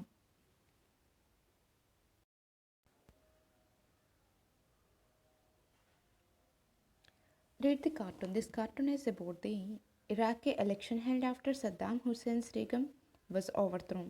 He is shown behind the bars. What is the cartoonist saying here? Compare the message of this cartoon with the first cartoon in this chapter. First కార్టూన్లో ఏదైతే ఉందో అది ఈ కార్టూన్తో పోల్చి చెప్పమంటున్నారు. ఈ కార్టూన్ అనేది ఎప్పుడు గీయడం జరిగిందంటే, ఇరాక్లో ఎలక్షన్స్, సద్దాం హుస్సేన్స్ తర్వాత జరిగిన ఎలక్షన్స్కి ఇది గీశారని చెప్తున్నారు. He shown behind the bars, ఇది ఒక బార్ ముందుగా జరుగుతున్నట్టు చూపిస్తున్నారు. What is the cartoonist saying here? ఇక్కడ కార్టూనిస్ట్ ఏం చెప్పదలుచుకున్నారు, దాన్ని ఆ మెసేజ్ని ఫస్ట్ కార్టూన్తో పోల్చమని చెప్తున్నారు. At last 1 man 1 vote here. I like it better when I was the 1 man and the 1 vote. ఇక్కడ చెప్తున్నాను అనమాట, ఈ కార్టూన్ వివరిస్తున్నాను. Okay, rule of law and respect for rights. మనం న్యాయపాలనకు రెస్పెక్ట్ ఇవ్వాలి, అలాగే మన హక్కులకు కూడా అని చెప్తున్నారు. Zimbabwe attained independence from white minority rule in 1980. 1980లో జింబాబ్వేకి వైట్ మైనారిటీ అంటే తెల్లవాళ్ళ పరిపాలన నుంచి వీళ్ళకి ఇండిపెండెన్స్, స్వాతంత్రం అనేది వచ్చింది. Since then the country has been ruled by ZANU PF, the party that led the freedom struggle. ఏదైతే స్వతంత్ర సమరానికి సంబంధించి కృషి చేసిన పార్టీ ఉందో జెను-పిఎఫ్ పార్టీ అనేది అప్పటి నుంచి స్వతంత్రం వచ్చినప్పటి నుంచి పరిపాలిస్తుంది అనమాట. Its leader Robert Mugabe. దాని యొక్క లీడర్ ఎవరంటే Robert Mugabe. Ruler the country since independence వచ్చినప్పటి నుంచి దేశాన్ని పరిపాలిస్తున్నారు. Elections were held regularly and always won by ZANU PF. తరచుగా ఎలక్షన్స్ అనేవి జరుగుతూ ఉంటాయి, కానీ జరిగిన ప్రతిసారి జెన్యుపిఎఫ్ పార్టీ మాత్రమే గెలిచేది. President Mugabe was popular. ప్రజాదరణ అయితే పొందారు ముగాబే అనే ప్రెసిడెంట్, రాష్ట్రపతి. But also used unfair practices in elections. కానీ కొన్ని అక్రమైనవి కూడా ఎలక్షన్స్లో ఇతను అక్రమాలకు పాటుపడ్డారు అన్నట్టుగా. Over the years his government changed the constitution several times to increase the powers of the president and make him less accountable. ఇక్కడ ఏం జరిగిందంటే రాజ్యాంగాన్ని కొన్ని సంవత్సరాలుగా ఎక్కువ సార్లుగా మారుస్తూ ఉన్నారు. అలా మార్చడం వల్ల ఏం జరిగిందంటే ఈ ప్రెసిడెంట్ జవాబుదారీగా ఉండే చెప్పక్కర్లేదు. ఇప్పుడు ఒక క్వశ్చన్ని దానికి ఆన్సర్ చెప్పక్కర్లేకుండా రాజ్యాంగాన్ని మార్చేస్తే ఇతను ఆన్సర్ చేయక్కర్లేదు కదా. అప్పుడు రూల్ ప్రకారం నడుస్తుంది కదా, ఆ విధంగా. అలాగే ఇతని యొక్క అధికారం అనేది కూడా పెంచుకోవడం జరిగింది ఆ రాజ్యాంగంలో. Opposition party workers were harassed and their meetings disrupted. Opposition party వర్కర్స్ని వీళ్ళు హెరాస్ చేసేవారు, ఇంకా అలాగే వాళ్ళ మీటింగ్స్ని చెడగొట్టేవారు. Public protests and demonstrations against the government were declared illegal. ఏవైతే పార్టీస్ యొక్క సభలు ఉంటాయో అవి వీళ్ళ గవర్నమెంట్కి వ్యతిరేకంగా ఉన్నట్టయితే అది ఇల్లీగల్ అని చెప్పి నిర్ణయించారు. There was a law that limited the right to criticise the president. Law కూడా ఏ విధంగా ఉంది, ప్రెసిడెంట్ని క్రిటిసైజ్ చేయడం అనేది లిమిట్గా ఉండాలి అన్నట్టుగా. Televisions and radio were controlled by the government and give only the ruling parties version. ఈ టెలివిజన్ కానీ, మీడియా కానీ, రేడియో కానీ ఇవన్నీ కూడా ఈ ప్రెసిడెంట్ వీళ్ళ గవర్నమెంట్ చేతుల్లో ఉండేవి. ఓన్లీ రూలింగ్ పార్టీకి అనుకూలంగా మాత్రమే చూపించడం అనేది జరిగేది. There were independent news papers but the government harassed those journalist who went against it. అంటే ఇక్కడ ఇండివిజువల్ న్యూస్ పేపర్స్ అనేవి ఉన్నాయి, ఇండిపెండెంట్గా స్వతంత్ర పత్రికలు అనేవి ఉన్నాయి. కానీ ఎవరైనా ఈ గవర్నమెంట్కి వ్యతిరేకంగా రాస్తే ఆ జర్నలిస్ట్ని కూడా వీళ్ళు హెరాస్ చేసేవారనమాట, ఎగ్నెస్ట్గా ఉండేవారు, వ్యతిరేకంగా ఉండేవారు వాళ్ళకి. The government ignored some court judgements that went against it and pressurised judges. ఇక్కడ కొన్నిసార్లు ఈ గవర్నమెంట్ యొక్క పరిపాలన కోర్టు అనేది అభ్యర్థన అనేది చేసేది, దాన్ని కూడా వీళ్ళు లెక్క చేసేవారు కాదు. He was forced out of office in 2017. 2017లో ఇతను పదవి విరమణ చేయవలసి వచ్చింది బలవంతంగా. The example of Bombay shows that popular approval of the rulers is necessary in a democracy. ప్రజాదరణ పొందిన నాయకులు అవసరమే మన డెమోక్రసీలో, ప్రజాస్వామ్యంలో. But it is not sufficient. కానీ అదొక్కటే సఫిషియంట్ అయితే కాదు, అదొకటి సరిపోదు. Popular governments can be undemocratic. అప్పుడు పాపులర్ గవర్నమెంట్స్ అంటే ప్రజాదరణ పొందిన వ్యక్తులు ఎవరైతే ఉంటారో దానివల్ల అప్రజాస్వామ్యం అవ్వచ్చు అని చెప్తున్నారు. Popular leaders can be autocratic. ఇంకా పాపులర్ లీడర్స్ ఎవరైతే ఉంటారో వాళ్ళు నిరంకుశుడు కూడా కావచ్చు. If I wish to assess a democracy, మన డెమోక్రసీలో ఉండాలి అనుకున్నట్టయితే it is important to look at the elections అనేవి ఉండడం అవసరం. But it is equally important to look before and after the elections. ఈ ఎలక్షన్స్ ముందు, ఎలక్షన్స్ తర్వాత కూడా ఈ పార్టీ అధ్యక్షులు ఉంటారు కదా, వాళ్ళు అక్కడ ఉండడం అనేది అవసరం. There should be sufficient room for normal political activity. అంటే అపోజిషన్ పార్టీ వాళ్ళకి కానీ లేదంటే ఇతర పార్టీలకు కానీ వాళ్ళు స్వతంత్రంగా వాళ్ళు చెప్పదలుచుకున్నది చెప్పడానికి, యాక్టివిటీస్ చేయడానికి, including political opposition in the period before elections. ముందు ఇంకా తర్వాత కూడా అక్కడ ఒక రూమ్ అనేది ఉండటం అవసరం అని చెప్తున్నారు. వాళ్ళకంటూ కొంచెం ప్రత్యేకమైన స్థలం, వాళ్ళ యొక్క సభలు చేసుకోవడానికి లేదంటే పార్టీ గురించి చెప్పడానికి, అలా వాళ్ళకున్న ప్రాబ్లమ్స్ చెప్పడానికైనా. This requires that the state should respect some basic rights of the citizen. ఈ రిక్వైర్మెంట్స్ అనేవి ఒక హక్కు కింద తీసుకోవాలి, బేసిక్ హక్కుల కింద ఉండాలి సిటిజన్స్కి అని చెప్తున్నారు. They should be free to think. వాళ్ళు స్వతంత్రంగా ఆలోచించవచ్చు. టు హ్యావ్ ఒపీనియన్స్, వాళ్ళ ఒపీనియన్స్ని చెప్పొచ్చు. To express these in public, ఇవన్నీ పబ్లిక్లో కూడా చెప్పొచ్చు. టు ఫార్మ్ అసోసియేషన్, సంఘాలను ఏర్పాటు చేయొచ్చు. To protest and take other political actions, వాళ్ళు పొలిటికల్ యాక్షన్స్ కూడా తీసుకోవచ్చు అనమాట. Everyone should be equal in the eyes of law. చట్టం దృష్టిలో అందరూ సమానం. These rights must be protected by అన్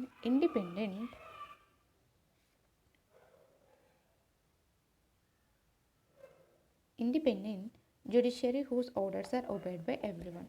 ఇక్కడ ఏం చెప్తున్నారంటే ప్రతి రైట్స్ ప్రొటెక్ట్ చేయబడాలి. దీస్ రైట్స్ అంటే అందరి చట్టం దృష్టిలో సమానం, ప్రాథమిక హక్కులు ఉంటాయి, వాళ్ళు స్వేచ్ఛ భావ ప్రకటన అంటాం కదా, అలాంటివన్నీ కూడా ఇండిపెండెంట్గా ఉంటాయి. ఇంకా అవి రక్షించబడడం కూడా అవసరం, అందరూ పాటించడం కూడా, ఆ ఆర్డర్స్ అందరూ పాటించడం కూడా అవసరం అని చెప్తున్నారు. ఇంకా దీని గురించి మనం చాప్టర్ 5లో ఎక్కువ తెలుసుకుంటాం. Read the cartoon. Chinese government blocked free flow of information on the internet by placing restrictions on popular websites like Google and Yahoo. ఇక్కడ మనం ఈ కార్టూన్ని చూసినట్టయితే యాహూ, గూగుల్ అని 2 వెబ్సైట్స్ని ప్రధానంగా ఉచితంగా ఉచిత ఇంటర్నెట్తో చూసే, ఉచిత ఇంటర్నెట్ అని కాదు, ఫ్రీగా ఉంటుంది ఇన్ఫర్మేషన్ ఫ్లోని, అంటే ఇన్ఫర్మేషన్ ప్రవాహాన్ని అనేది చైనీస్ ప్రభుత్వం రద్దు చేసింది. The image of tanks and an unarmed student reminds the reader of another major event in recent Chinese history. Find out about that event. రీసెంట్గా జరిగిన ఒక చైనీస్ ఈవెంట్ గురించి, దాని చరిత్ర గురించి ఇక్కడ తెలుసుకోమని చెప్తున్నారు. ఇక్కడ ఆయుధాలు ఏమీ లేని ఒక విద్యార్థి అనేది కూడా దీంట్లో మనం చూడొచ్చు ఈ ఇమేజ్లో. ఈ విధంగా ఈ కార్టూన్ని అర్థం చేసుకోమని చెప్తున్నారు. Okay, similarly there are some conditions that apply to the way a government is run after the elections. సిమిలర్గా అంటే కొన్ని కండిషన్స్ కూడా ఉంటాయి గవర్నమెంట్ ఎలక్షన్స్ జరిగిన తర్వాత. ఏ democratic government cannot do what ever it likes. ఈ ప్రజాస్వామ్య ప్రభుత్వం అనేది దానికి నచ్చినట్టు అది చేయడానికి ఉండదు. Simply because it has one and election. అది ఎలక్షన్స్లో గెలిచినంత మాత్రాన దానికి నచ్చినట్టు ప్రవర్తించడానికి ఉండదు. It has to respect some basic rules. అది కొన్ని బేసిక్ కొన్ని రూల్స్కి రెస్పెక్ట్ ఇవ్వాల్సి ఉంటుంది. In particular it has to respect some guarantees to the minorities. దాంట్లో పర్టికులర్గా మళ్ళీ ఇంకొకటి ఏంటంటే, ఎవరైతే మైనారిటీస్ ఉంటారో వాళ్ళకి ఇచ్చిన గ్యారంటీస్ని ఖచ్చితంగా వాళ్ళు చేయాల్సి ఉంటుంది. Every major decision has to go through a series of consultation. ఇక్కడ ఏం చెప్తున్నారు, ఏదైనా పెద్ద ఒక డెసిషన్ తీసుకున్నట్టయితే వాళ్ళు కన్సల్ట్ చేయాలి. మిగతా ఇప్పుడు ఆర్థిక పరంగా తీసుకుంటే ఆర్థిక శాస్త్రవేత్తలతో కానీ ఆర్థికవేత్తలతో కానీ డిస్కస్ చేయాల్సి ఉంటుంది. అలా ఒక మేజర్ డెసిషన్ అనేది తీసుకున్నప్పుడు అది ఎంతవరకు మంచిది అనేది కన్సల్ట్ చేసిన తర్వాత దాన్ని ప్రతిపాదించాలి. Okay, every officer bearer has certain rights and responsibilities assigned by the constitution and the law. రాజ్యాంగం ప్రకారం ఇంకా లా ప్రకారం చూసుకున్నట్టయితే ప్రతి ఒక్కరికి కొన్ని హక్కులు ఉంటాయి, కొన్ని బాధ్యతలు కూడా ఉంటాయి. Each of these is accountable not only to the people but also to other independent officials. అవి కేవలం ప్రజలకు మాత్రమే కాకుండా ఆ జవాబుదారీ అనేది స్వతంత్ర అధికారులకు కూడా ఉంటాయి. We shall read more about this in chapter 4. దీని గురించి మనం చాప్టర్ 4లో తెలుసుకుందాం. Both these aspects give us the fourth and final feature of democracy. ఇది మనకి 4వ లక్షణం అన్నమాట. ప్రజాస్వామ్యం గురించి 3 లక్షణాలు చూసుకున్నాం కదా, 4వ లక్షణంకి తీసుకుంటుంది. అది ఏంటి? ఏ democratic government rules with in limits set by constitutional law and citizens right. ప్రజాస్వామ్య ప్రభుత్వంలో రూల్స్ అనేవి కొన్ని లిమిట్స్ ఉంటాయి. ప్రతి రూల్స్కి కాన్స్టిట్యూషన్ పరంగాను ఇంకా న్యాయపరంగా కూడా సిటిజన్స్ రైట్స్కి, హక్కులకి కొన్ని రూల్స్ అనేవి ఉంటాయని చెప్తున్నారు.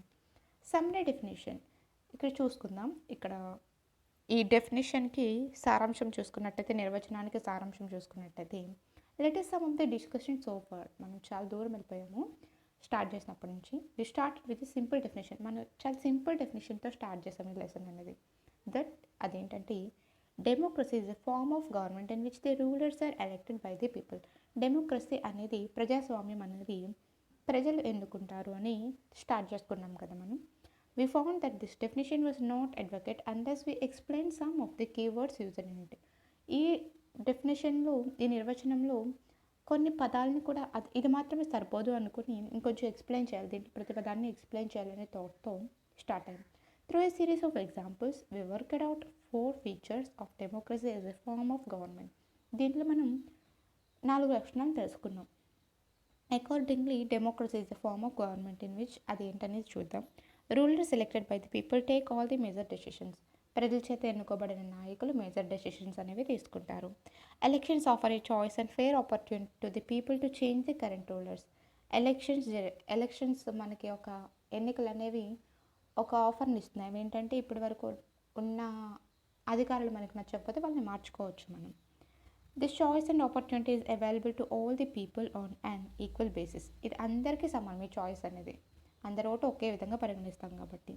The exercise of this choice leads to a government limited by basic rulers of the constitution and citizens right. ఇక్కడ ఇంకా ఏం చెప్తున్నారు, ఈ చాయిస్ అనేది కాన్స్టిట్యూషన్కి మనం ఇందాక చెప్పుకున్నాం కదా, డెమోక్రటిక్ గవర్నమెంట్ రూల్స్ అనేవి లిమిట్ ఉంటాయి రాజ్యాంగపరంగా ఇంకా లా పరంగా, అది కూడా ఇక్కడ అన్వయించాలి. Check your progress. మనం ఎంతవరకు నేర్చుకున్నాం అనేది చూసుకున్నట్లయితే, read these 5 examples of working or Daniel of democracy, match each of these with the relevant feature of democracy discussed above. ఇక్కడ ఎగ్జాంపుల్స్ చెప్పారు, దాని యొక్క లక్షణాలు కూడా చెప్పారు. దీన్ని మనం మ్యాచ్ ది ఫాలోయింగ్ టైప్లో మ్యాచ్ చేయాల్సి ఉంటుంది. King of Bhutan has declared that in future he will be guided by the advice given to him by elected representatives. ఇక్కడ ఏం చెప్తున్నారంటే, భూటాన్ కింగ్ తను ఫ్యూచర్లో ఎలక్షన్స్ తర్వాత ఎన్నుకోబడిన ప్రతినిధులు ఉంటారు కదా, వాళ్ళు గైడ్ చేసినట్టుగా, వాళ్ళు ఇచ్చిన సలహా మేరకు అతను పాటిస్తాను అన్నట్టుగా చెప్తున్నారు. దీన్ని ఏమని చెప్పొచ్చు, major decision by elected leaders. ఇక్కడ ఏం చెప్తున్నారు, ఎలక్టెడ్ రిప్రజెంటేటివ్స్ గురించి చెప్తున్నారు కాబట్టి ఎలక్టెడ్ లీడర్స్ గురించి మేజర్ డిస్కషన్, వాళ్ళు చెప్పేది వింటారు అంటున్నారు కాబట్టి వాళ్ళు మేజర్ డెసిషన్స్ని ఎలక్టెడ్ రిప్రజెంటేటివ్స్ వింటారు కదా, దాని గురించి చెప్తున్నారు. Okay. Many Tamil workers who migrated from India were not given a right to vote in Sri Lanka. ఎవరైతే తమిళ్ వాళ్ళు భారతదేశంలోని తమిళ్ వాళ్ళు శ్రీలంకకి వలస వెళ్ళారో, అక్కడ శ్రీలంకలో వీళ్ళకి ఓటు హక్కు అనేది లేదు. దీన్ని ఏమని చెప్పొచ్చు, 1 person 1 vote 1 value, అంటే అందరు సమానమే అన్న నినాదాన్ని ఇక్కడ అన్వయించవచ్చు. The king imposed a ban on political gatherings, demonstration and rallies.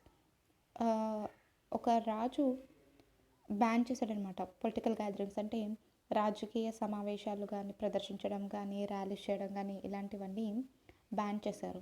దాన్ని ఏమని చెప్పాలి మనం, రెస్పెక్ట్ ఫర్ రైట్స్, అంటే ఎదుటి వాళ్ళి అదే స్వతంత్రం ఉండాలి, భావ స్వేచ్ఛ ప్రకటన హక్కు అనేది ఉండాలి అని చెప్పారు కదా, అది ఇక్కడ చెప్పొచ్చు. The Indian supreme court held that the dissolution of Bihar assembly was unconstitutional. ఇక్కడ ఏం చెప్తున్నారంటే, బీహార్లో అసెంబ్లీ రద్దు చేయడం అనేది రాజ్యాంగ విరుద్ధం అని చెప్తున్నారు. దీన్ని ఏమని చెప్పొచ్చు, రూల్ ఆఫ్ లా, అంటే న్యాయం గురించి, దాని గురించి దీన్ని ఇక్కడ చెప్పొచ్చు అనమాట.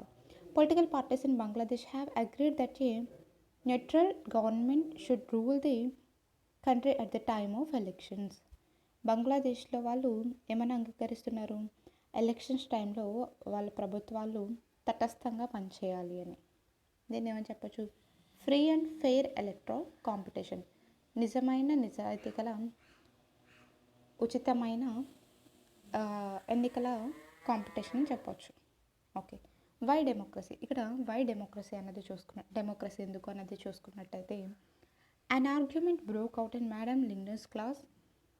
She had finished teaching the previous sections on what is democracy and asked the students if they thought democracy was the best form of government. Everyone had something to say. ఇక్కడ ఆర్గ్యుమెంట్ అనేది break అయింది, what is democracy అయిపోయింది, ఇప్పుడు why democracy, democracy ఎందుకు అనేది question వచ్చింది. ఇక్కడ అందరు కొంతమంది కొన్ని మాట్లాడదాం అనుకుంటున్నారు. డిబేటింగ్ మెరిట్స్ ఆఫ్ డెమోక్రసీ, తెలివైన వాళ్ళు అంటే మెరిట్స్ ఉంటారు కదా క్లాస్లో, వాళ్ళు డిబేట్ చేస్తున్నారు, అంటే వాదిస్తున్నారు ప్రజాస్వామ్యం. Yolanda, we live in a democratic country, మన ప్రజాస్వామ్య దేశంలో జీవిస్తున్నాం. All over the world people want democracy, ప్రపంచంలో అందరూ డెమోక్రసీ ప్రజాస్వామ్యం కావాలని కోరుకుంటారు. Countries that were not democratic earlier are becoming democratic now. ఇంతకుముందు డెమోక్రటిక్లో లేని, ఇంతకుముందు అంటే ఎర్లియర్ ప్రాచీనంలో ప్రజాస్వామ్యం లేదు కానీ ఇప్పుడు ఉంది.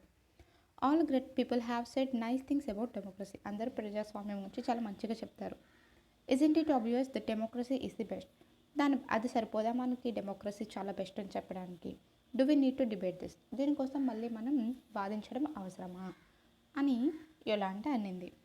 అప్పుడు ట్యాంకిని ఏమంటుంది, but Leona ma'am had said we should not accept something just because it is famous. Last time మనం చూసాం కదా, మేడం ఏం చెప్తుంది, ఏదైనా ఫేమస్ అయితే దాన్ని నమ్మేయకూడదు, ఎందుకంటే అది ఫేమస్ కాబట్టి అందరూ యాక్సెప్ట్ చేశారు కాబట్టి మనం కూడా యాక్సెప్ట్ చేయకూడదు అని చెప్పారు కదా, అది ఒకవేళ మంచి మార్గం కాదేమో అన్నట్టుగా. But Leona Madam had said we should not accept something just because it is famous, just because everyone else accepts it. Isn't it possible that everyone is following a wrong path? ఇక journey గురించి చూద్దాం. Yes, it actually is a wrong path. What has democracy brought to our country? అవును, నిజంగా చెప్పాలంటే ఇది తప్పు మార్గమే democracy అనేది. డెమోక్రసీ మన కంట్రీకి ఏం తీసుకొచ్చింది? 7 decades of democracy and there is so much poverty in the country. 7 దశాబ్దాలుగా ఈ ప్రజాస్వామ్యం ఉంది, కానీ పేదరికం, అలాగే పేదరికం కూడా చాలా ఉంది. Rebiang. But what has democracy got to with it? కానీ ప్రజాస్వామ్యం దాంతో ఏం తీసుకొచ్చింది? Do you have poverty because we are democratic? మనం ప్రజాస్వామ్యం అయినందుకే మనం పూర్గా ఉన్నామా, పేదరికంలో ఉన్నామా? Or do we have poverty despite being a democracy? పేదరికం అనేది ప్రజాస్వామ్యంతో పాటు వచ్చిందా లేదా ముందు కూడా ఉందా అని క్వశ్చన్ చెప్తున్నారు. ఇక్కడ చూడండి cartoon. I want to be in Linda madam's class, that sounds like a democratic classroom, doesn't it?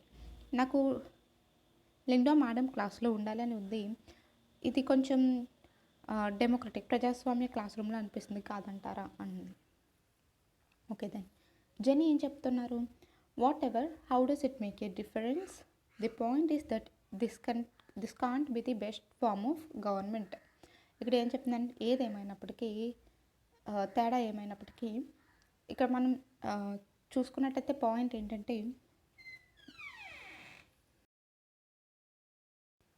ప్రభుత్వ నిర్మాణానికి ప్రజాస్వామ్యం అనేది అంత కరెక్ట్ కాదు అన్న పాయింట్ ఇతను చెప్తున్నారు. Democracy is all about chaas.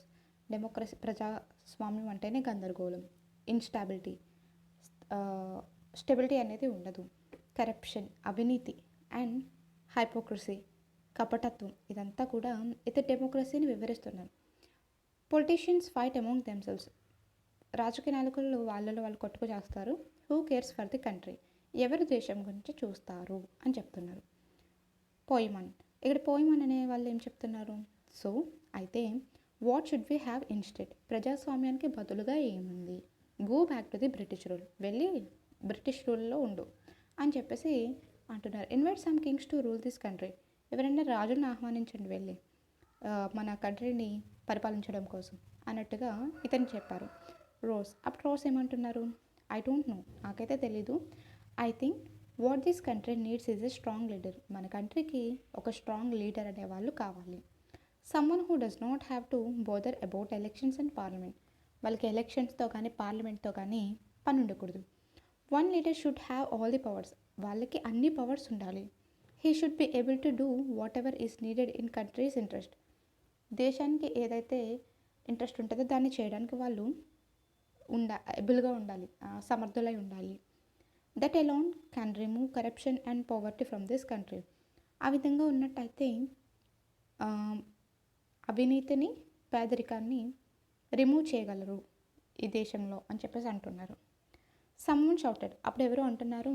That is called dictatorship. దాన్నే డిక్టేటర్షిప్, నియంతృత్వ పరిపాలన అంటారు, నియంతుల పరిపాలన అంటారు. హోయ్. అప్పుడు హోయ్ ఏమంటున్నారు? What if that person starts using all these powers for himself and his family? ఆ పర్సన్ ఎవరైతే ఉంటారో, నువ్వు చెప్పినట్టుగా నియంత ఎవరైతే ఉంటారో వాళ్ళు అన్నీ కూడా వాళ్ళకి కావాల్సినట్టుగా, వాళ్ళ ఫ్యామిలీకి కావాల్సినట్టుగా చేసుకుంటే ఏం చేస్తాం? What if he is corrupt himself? అతను అవినీతిపరుడైతే ఏం చేస్తాం? అప్పుడు రోజ్ ఏం చెప్తుంది? I'm speaking only of the honest, sincere and strong leader. నేను అలాంటి వాళ్ళ గురించి చెప్పట్లేదు, హానెస్ట్గా, సిన్సియర్గా, స్ట్రాంగ్ లీడర్ ఉండే వాళ్ళ గురించి చెప్తున్నాను అంటున్నారు. అప్పుడు హో ఏమంటుంది? But that is not fair.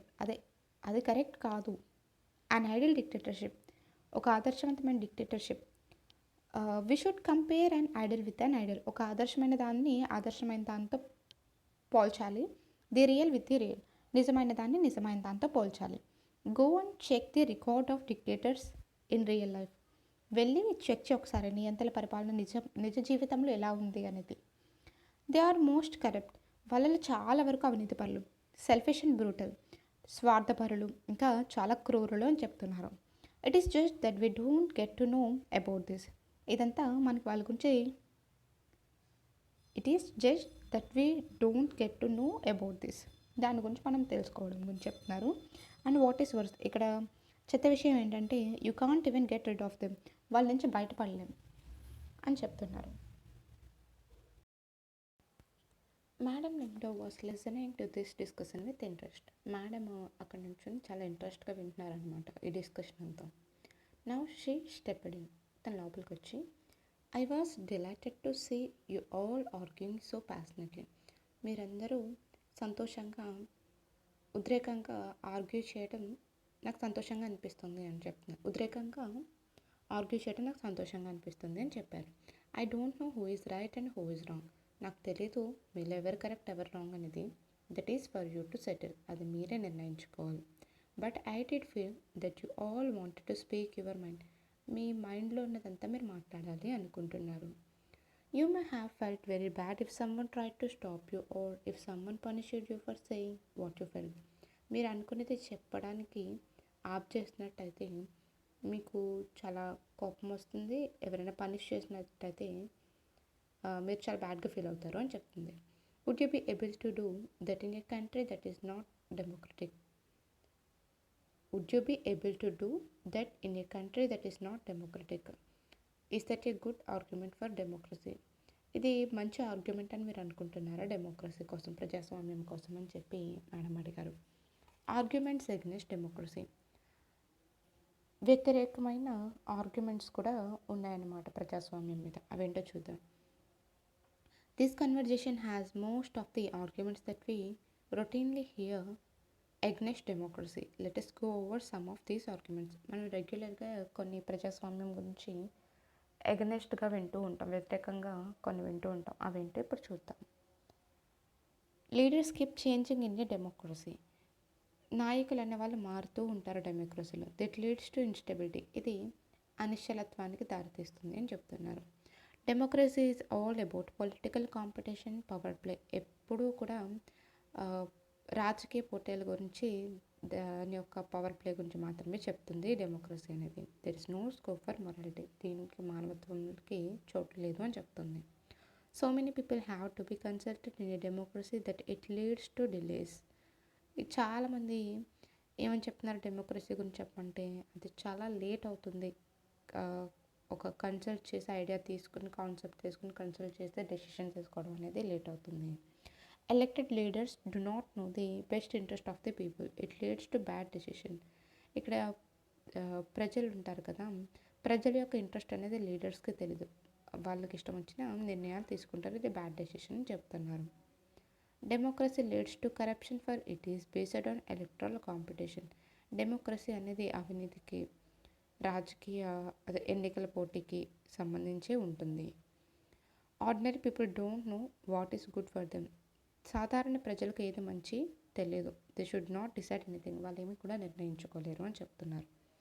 Are there some other arguments against democracy that you can think of? మీరు ఆలోచిస్తున్నారా ఇంకా ఏమైనా నెగిటివ్గా ప్రజాస్వామ్యం గురించి అని అడుగుతున్నారు.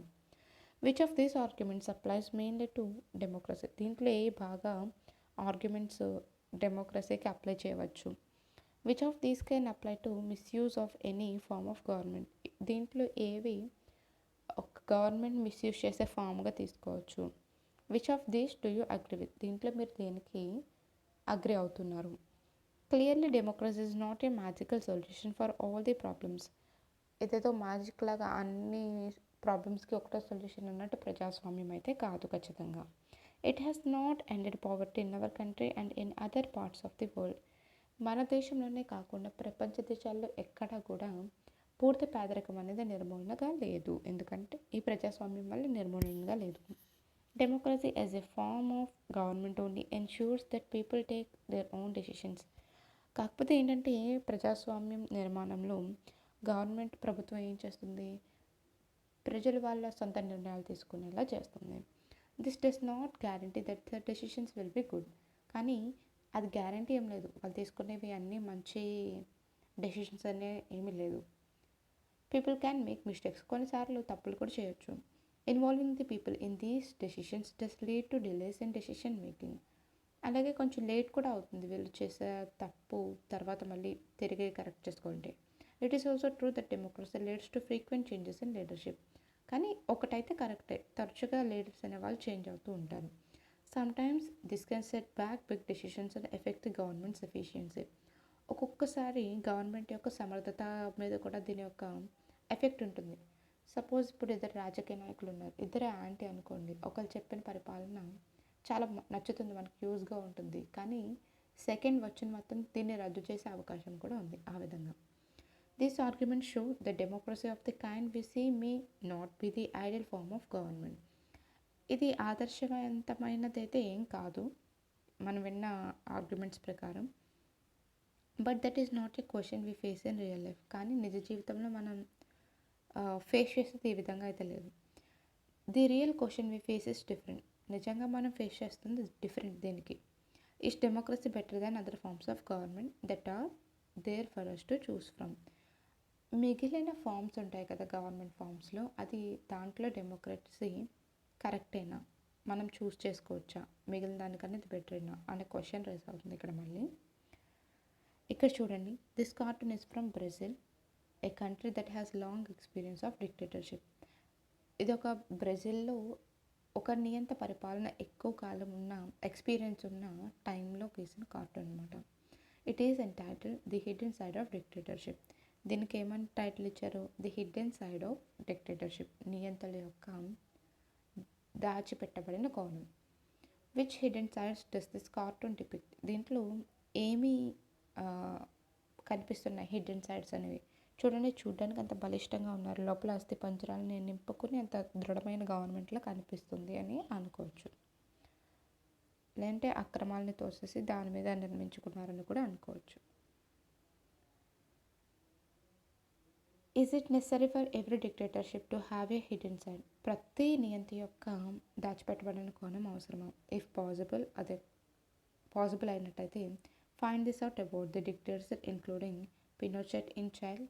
అది కనుక మనకు సాధ్యమైనట్టయితే చిలీలోని పినోచెట్ను, జర్జల్స్కీ ఇన్ పోలాండ్లోని జర్జల్స్కీని, Sani Abacha in Nigeria and Ferdinand Marcos in the Philippines. వీళ్ళ గురించి తెలుసుకునే ప్రయత్నం చేయమంటున్నారు. Okay, arguments for democracy. Democracy గురించి కొన్ని ఆర్గ్యుమెంట్స్ అయితే చూద్దాం. China's famine of 1958 to 1916 was the worst recorded famine in world history. ప్రపంచ చరిత్రలోనే 1958 నుంచి 1961 వరకు ఉన్న చైనా యొక్క కరువు సమయం చాలా వర్స్ట్ రికార్డ్ అనమాట. Nearly 3 crore people died in this famine. ఈ కరువు కాటకాలలో 3 కోట్ల ప్రజలు ఇంచుమించుగా చనిపోయారు. డ్యూరింగ్ దోస్ డేస్, ఆ రోజులు జరుగుతున్నప్పుడు, India's economic condition was not much better than China. China కన్నా మంచి ఎకానమిక్ అయితే ఏం లేదు ఇండియాలో. At India did not have a famine of the kind China had. కానీ చైనాలో ఉన్నటువంటి కరువు కాటకాలు అనేవి ఆ పరిస్థితుల్లో ఆ టైంలో ఇండియాలో అయితే లేవు. ఎకానమిస్ట్ థింక్, ఆర్థికవేత్తలు ఏం ఆలోచన చేసుకున్నారంటే that this was a result of different government policies in the 2 countries. ఇది ఎందుకు సంభవించిందని ఎకానమిస్ట్ ఆర్థికవేత్తలు అనుకున్నారంటే, ఇక్కడ అక్కడ వేరే వేరే పాలసీలు ఉన్నాయి. మనదైతే ప్రజాస్వామ్యం కదా, అక్కడ ప్రజాస్వామ్యంలో కనిపిస్తుంది కానీ ప్రజాస్వామ్యం కాదు కదా, వాళ్ళకి చాయిస్ లేదు కదా. ఆ విధంగా the existence of democracy in India made the Indian government respond to food scarcity in a way that the Chinese government did not. ఒకవేళ ఇండియాలో అలా ఏమన్నా ఉంటే ఫుడ్ స్కార్సిటీకి సంబంధించిన నిర్ణయాలు తీసుకోవడానికి మన లీడర్స్ అనేవాళ్ళు ముందంచులో ఉంటారు, కానీ చైనాలో అలాంటిది లేదు ఆ టైంలో అని చెప్తున్నారు. The point out that no large scale famine has ever taken place in an independent and democratic country. ఇక్కడ ఏం చెప్తున్నారంటే, ఒక ఇండిపెండెంట్ స్వతంత్ర ప్రజాస్వామిక దేశాల్లో ఎటువంటివి ఇప్పుడు దాకా రికార్డ్ కాలేదు అన్నట్టుగా చెప్తున్నారు. If China too had multiparty elections, చైనాకి మల్టీపార్టీ ఎలక్షన్స్ ఉన్నప్పటికీ and opposition party and press free to criticise the government. ఈ పార్టీ వాళ్ళు ఇంకా ప్రెస్ వాళ్ళు కూడా అప్పుడున్న గవర్నమెంట్కి అన్నీ ఇదిగా చేస్తున్నారు కదా. Then so many people may not have died in the famine. కాబట్టి చాలామంది ప్రజలు ఈ కరువు కటకాల్లో పడి చనిపోయారు. This example brings out one of the reason why democracy is considered the best form of government. ఇది ఉదాహరణగా తీసుకున్నట్టయితే మనం ఏం చెప్పవచ్చు, ఉన్న గవర్నమెంట్స్లో ప్రజాస్వామ్యం అనేది ఎందుకు బెస్ట్ అనేది ఒక కారణంగా చెప్పుకోవచ్చు. Democracy is better than any other form of government in responding to the needs of the people. ప్రజల యొక్క అవసరాలను తీర్చేదానిగా, వాళ్ళకు రెస్పాండ్ అయ్యే విధంగా ఉన్న గవర్నమెంట్స్లో డెమోక్రసీ బెటర్ అని చెప్తున్నారు. A non democratic government may and can respond to the people's needs but it all depends on the wishes of the people who rule. ఎవరైతే ప్రజలు పరిపాలిస్తారో వాళ్ళ యొక్క నిర్ణయాలను బట్టి ఈ అప్రజాస్వామిక లీడర్స్ అనేవాళ్ళు డెసిషన్స్ తీసుకోవచ్చు. అంటే అందరూ పాజిటివ్గానే అన్నీ చేయాలని లేదు కదా, అది చెప్తున్నారు ఇక్కడ. If the rulers don't want to, they don't have to act according to the wishes of the people. వాళ్ళకి వద్దు అనుకుంటే ప్రజలకి అవసరమయ్యే విధంగా పరిపాలన అనేది చేయరు అని చెప్తున్నారు. ఎవరు వద్దనుకుంటే leaders. A democracy requires that the rulers have to attend to the needs of the people. ఇక్కడ ఏం చెప్తున్నారు, డెమోక్రసీ ఏం చేస్తుంది, ప్రజల యొక్క అవసరాలను తీరుస్తుంది. A democratic government is a better government because it is a more accountable form of government.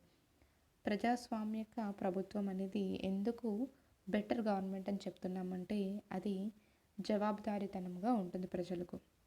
There is another reason why democracy should lead to better decision than any non democratic government. మిగతా అప్రజాస్వామ్యక దేశాల అప్రజాస్వామ్యం కన్నా ప్రజాస్వామ్యం ఎందుకు better అనేది ఇంకో రీజన్లో చూద్దాం. Democracy is based on consultation and discussion. Consultation ఇంకా డిస్కషన్స్ చర్చల మీద ఆధారపడి ఉంటుంది. A democratic decision always involves many persons. చాలామంది ప్రజలు కూడి ఉంటారు ఇందులో, ఈ డిస్కషన్స్లో. Discussions and meetings. ఈ మీటింగ్స్ డిస్కషన్స్లో చాలామంది ప్రజలు పాల్గొంటారు. When a number of people put their heads together. ఎప్పుడైతే కొన్ని మైండ్స్ కలిసి ఆలోచిస్తాయో there are able to point out possible mistakes. వాళ్ళకి వీలైనన్ని మిస్టేక్స్ని పాసిబుల్గా అంటే ఎన్ని మిస్టేక్స్ ఉన్నాయో తెలుసుకోగలుగుతారు. They are able to point out possible mistakes in any decision. A decision అయినప్పటికీ చెప్తాను అనమాట. This takes time. ఇది కొంచెం టైం టేకింగ్ ప్రాసెసే. But there is a big advantage in taking time over important decisions. కానీ important డెసిషన్స్కి తీసుకోవాలంటే కొంచెం టైం తీసుకోవడం అనేది ఉంటుంది, అది ఒక అడ్వాంటేజే కూడా. This reduce the chances of rash or irresponsible decision. ఇక్కడ క్రూరమైన లేదంటే అబాధ్యతాయుతమైన డెసిషన్స్ తీసుకునే ఛాన్సెస్ అనేవి తక్కువగా ఉంటాయి. కాబట్టి రెండో పాయింట్ ఏం చెప్పొచ్చు, this democracy improves the quality of decision making. కాబట్టి డెమోక్రసీ అనేది క్వాలిటీగా ఉంటుంది, ప్రజాస్వామ్య పరిపాలన అనేది చాలా ఉన్నతంగా ఉంటుంది అని చెప్పొచ్చు. This is related to the third argument. ఇది మూడో ఆర్గ్యుమెంట్కి దగ్గరగా ఉంది. Democracy provides A method to deal with differences and conflicts. ఇక్కడ ఏం చెప్తున్నారు, డెమోక్రసీ అనేది కొన్ని డిఫరెన్సెస్ కూడా ఉంటాయి ఇందులో అని చెప్తున్నారు. In any society people are bound to have differences of opinions and interest. ఏ సొసైటీలో అయినా కానీ ప్రజల యొక్క డిఫరెన్సెస్, ఒపీనియన్స్, ఇంట్రెస్ట్స్ వేరుగా ఉంటాయి. These differences are particularly sharp in a country like ours which has an amazing social diversity. ఇలాంటివి మన భారతదేశంలో అంటే వైవిధ్యం గల మన భారతదేశంలో ఇంకొంచెం ఎక్కువ ఉంటాయి పర్టికులర్గా అని చెప్తున్నారు. People belongs to different reasons. రకరకాల ప్రాంతాలకు చెందిన ప్రజలు ఉంటారు. Speak different languages. రకరకాల భాషలు మాట్లాడతారు. Practice different religious. రకరకాల ఆచారాలు ఉంటాయి. And have different castes. ఇంకా వేరే వేరే క్యాస్ట్స్ కూడా ఉంటాయి. They look at the world every differently and have different preferences. ప్రపంచాన్ని వాళ్ళు చూసే కోణం అనేది వైవిధ్యభరితంగా ఉంటుంది. అంటే ఒకళ్ళు చూస్తుంటే ఇంకొకళ్ళకి వేరువేరుగా అనిపిస్తుంది. The preferences of one group can clash with those of other groups.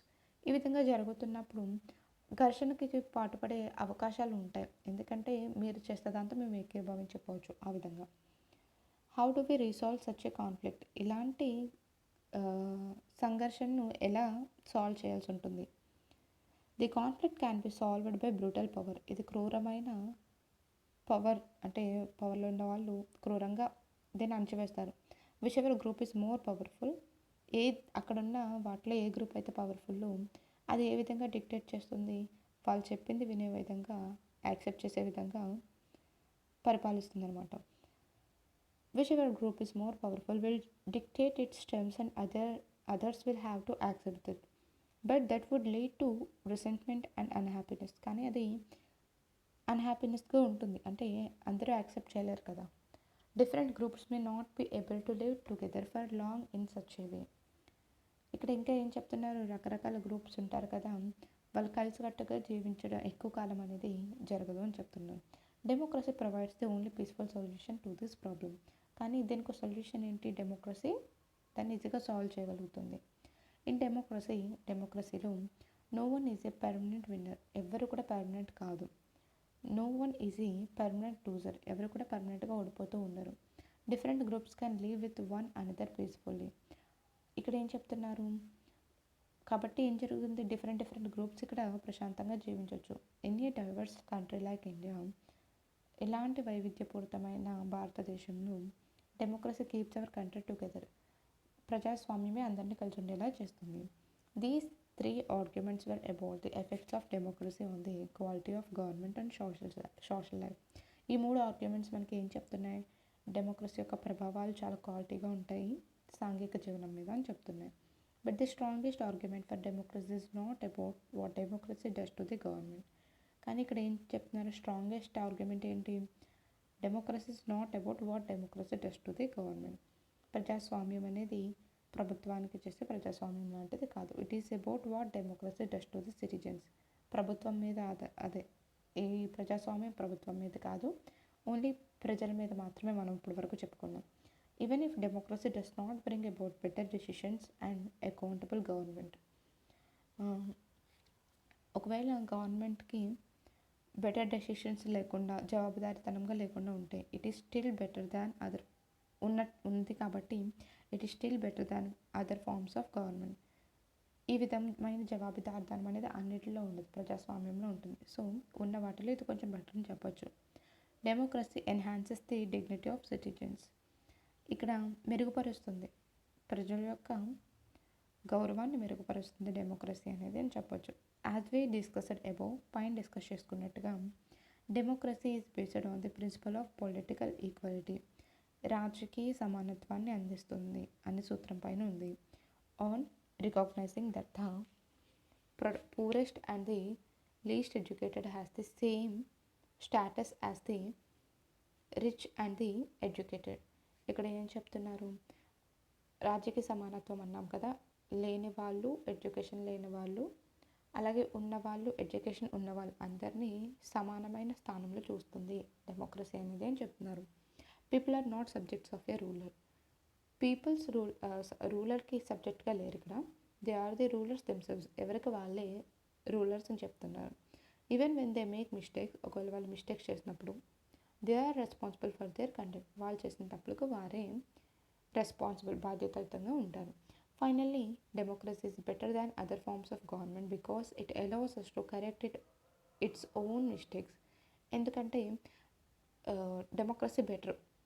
చివరాఖరికి చెప్పవలసిన విషయం ఏంటంటే, ప్రజాస్వామ్యం అనేది మిగిలిన ప్రభుత్వ పాలనతో పోలిస్తే బెటర్ అని చెప్తున్నారు. It allows us to correct its own mistakes. మనం తిరిగి మన మిస్టేక్స్ని సరిదిద్దుకోగలం. సపోజ్ ఈ ఎలక్షన్లో తప్పు నాయకుడిని ఎన్నుకున్నాం అనుకోండి, ఈ 5 years దాటిన తర్వాత కరెక్ట్ నాయకుడిని ఎన్నుకునే అధికారం మన చేతుల్లో ఉంది. యాజ్ వి సా అబౌవ్, మనం పైన చూసుకున్నట్టయితే, there is no guarantee that mistakes cannot be made in democracy. ప్రజాస్వామ్యంలో తప్పులు జరగవని ఏం కాదు. No form of government can guarantee that. ఎలాంటి ప్రభుత్వం కూడా దాని గ్యారంటీ కాదు. The advantage in a democracy is that such mistakes cannot be hidden for long. కాకపోతే ఈ ప్రజాస్వామ్యంలో ఎక్కువ కాలం పాటు తప్పులను దాచిపెట్టలేరు. There is a space for public discussion on these mistakes. ఎందుకంటే ఒక రూలింగ్ పార్టీ వాళ్ళు తప్పు చేసినట్టయితే ప్రతిపక్షం దాన్ని వెంటనే చర్చనీయాంశంగా మారుస్తుంది కదా, ఆ విధంగా డిస్కస్ చేస్తుంది. దానికి పబ్లిక్ స్పేస్ అనేది ఉంది. And there is a room for correction. అది కరెక్ట్ చేసుకోవడానికి మనకి పార్లమెంట్ లాంటివి కూడా ఉన్నాయి. Either the rulers have to change their decision. కాకపోతే రూలర్స్ వాళ్ళ డెసిషన్ చేంజ్ చేసుకున్నట్టయితే, or the rulers can be changed, లేదంటే రూలర్స్ మారినప్పుడు, this cannot happen in a non democratic government. అవి ఎప్పుడు సరి చేసుకుంటాం మనం అనేది చెప్తున్నారు ఇక్కడ. This cannot happen in a non democratic government. కానీ అప్రజాస్వామ్యక గవర్నమెంట్లో ఇది సాధ్యపడదు. Let let us sum it up. ఇప్పుడు చూసుకున్నట్టయితే democracy cannot get us everything and is not the solution to all problems. అన్నీ మనకి ప్రజాస్వామ్యం తెచ్చిచ్చేది, అలాగే అన్ని ప్రాబ్లమ్స్కి ప్రజాస్వామ్యం ఒకటే సొల్యూషన్ కాదు. But it is clearly better than any other alternative that we know. కానీ మనకు తెలిసిన ఆల్టర్నేటివ్స్లో ఇది better. It offers better chances of a good decision. ఒక మంచి డెసిషన్ తీసుకోవడానికి ఇది ఆఫర్ చేయగలుగుతుంది. It is likely to respect people's own wishes. ప్రజలు కోరుకున్నట్టుగా జరుగుతుంది. And allows different kinds of people to live together. అలాగే రకరకాల ప్రజలు కలిసికట్టుగా జీవించడానికి కూడా ఉపయోగపడుతుంది. Even when it fails to do some of these things, వీటిలో కొన్ని ఎప్పుడైనా ఫెయిల్ అయినా కూడా it allows a way of correcting it's mistakes and offer more dignity to all citizens. వాళ్ళని గౌరవంగా చూస్తుంది. నెక్స్ట్ ఇంకోటి ఏంటంటే వాళ్ళు మార్చుకోవచ్చు, వాళ్ళ డెసిషన్ని కరెక్ట్ చేసుకోవచ్చు తర్వాత. That is why democracy is considered the best form of government. కాబట్టి ప్రజాస్వామ్యాన్ని ఒక బెస్ట్ ప్రభుత్వ నిర్మాణంగా పరిగణించడం జరుగుతుంది. Okay, this cartoon was published in Canada just before its parliamentary elections of 2004. 2004లో కెనడాలో పార్లమెంటరీ ఎలక్షన్స్ ముందు ఈ కార్టూన్ని గీయడం జరిగింది. ఎవ్రీవన్ ఇంక్లూడింగ్ ది కార్టూనిస్ట్, ప్రతి ఒక్కరు కార్టూనిస్ట్తో సహా expected the liberal party to win once again. మళ్ళీ లిబరల్ పార్టీ గెలుస్తుంది అనుకున్నారు. విన్ ద రిజల్ట్స్ కేమ్, ఎప్పుడైతే రిజల్ట్స్ వచ్చినాయో the liberal party lost the elections. కానీ లిబరల్ పార్టీ అనేది ఓడిపోయింది. Is this cartoon and argument against democracy or for democracy? ఇది ప్రజాస్వామ్యానికి వ్యతిరేకంగా ఉందా, లేదంటే ప్రజాస్వామ్యం కోసం పోరాడుతుందా? చూడండి.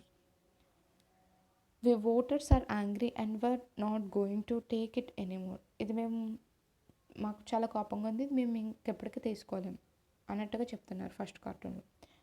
దాంట్లోని సెకండ్ పార్ట్ చూడండి. The liberals have been arrogant. Liberals చాలా గర్వంతో ఉన్నారు అని చెప్తున్నారు. They have broken our trust in government. వీళ్ళు మాకు ఉన్న నమ్మకాన్ని చంపేశారు ఈ ప్రభుత్వం అనేది అని చెప్తున్నారు. They stole our money. మా డబ్బులను దొబ్బేశారు అని చెప్తున్నారు. So on June 28 we are going to do what Canadians do best.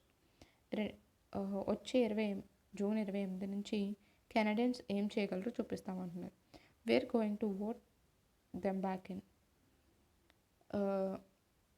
మేము ఓటు వేయడానికి వెళ్ళట్లేదు, వెనక్కి వచ్చేస్తున్నాం అన్నట్టుగా మాట్లాడుతున్నారు. Okay, check your progress. ఇక్కడ ప్రోగ్రెస్ చూడండి. Rajesh and Mujaraf read and article. Rajesh Mujaraf అనే ఇద్దరు ఆర్టికల్ చదివారు. It showed that no democracy has ever gone to war with another democracy. ఏ ప్రజాస్వామ్యం కూడా వేరే ప్రజాస్వామ్య దేశంతో యుద్ధం జరపలేదు అని చెప్తున్నారు. What's take place only when one of the two governments is non democratic. ఎప్పుడు కూడా ఇప్పటి వరకు యుద్ధాలు అనేవి అప్రజాస్వామిక దేశాల మధ్య మాత్రమే జరిగినాయి అని చెప్తున్నారు. The article set that this was a great merit of democracy. ఇది డెమోక్రసీలో చాలా మెరిట్గా ఉంటుంది అని, డెమోక్రసీ అనేది చాలా మెరిట్ అని చెప్పి ఆర్టికల్ చెప్తుంది. ఆఫ్టర్ రీడింగ్ ది ఎస్ఐ, ఈ ఎస్ఐ చదివిన తర్వాత Rajesh and Mujaraf had different reactions. వాళ్ళిద్దరికి కూడా రెండు డిఫరెంట్ రియాక్షన్స్ అనేవి వచ్చినాయి. Rajesh said that this was not a good argument for democracy. Rajesh ఏం చెప్తున్నారు, ప్రజాస్వామ్యానికి ఇది మంచి ఆర్గ్యుమెంట్ అయితే కాదు. It was just a matter of chance. ఇది కేవలం ఛాన్స్ మాత్రమే. రెండు అప్రజాస్వామ్య దేశాల మధ్య జరగడం అనేది ఒక ఛాన్స్, బై ఛాన్స్ అంతే అని చెప్తున్నారు.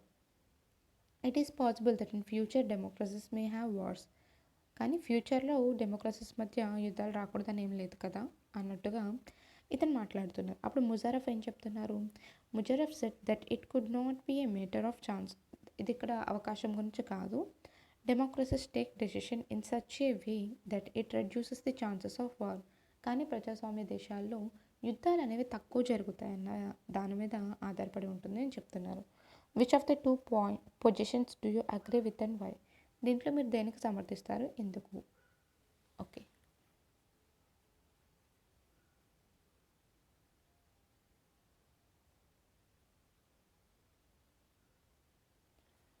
నెక్స్ట్ ఈ కార్టూన్ చూడండి.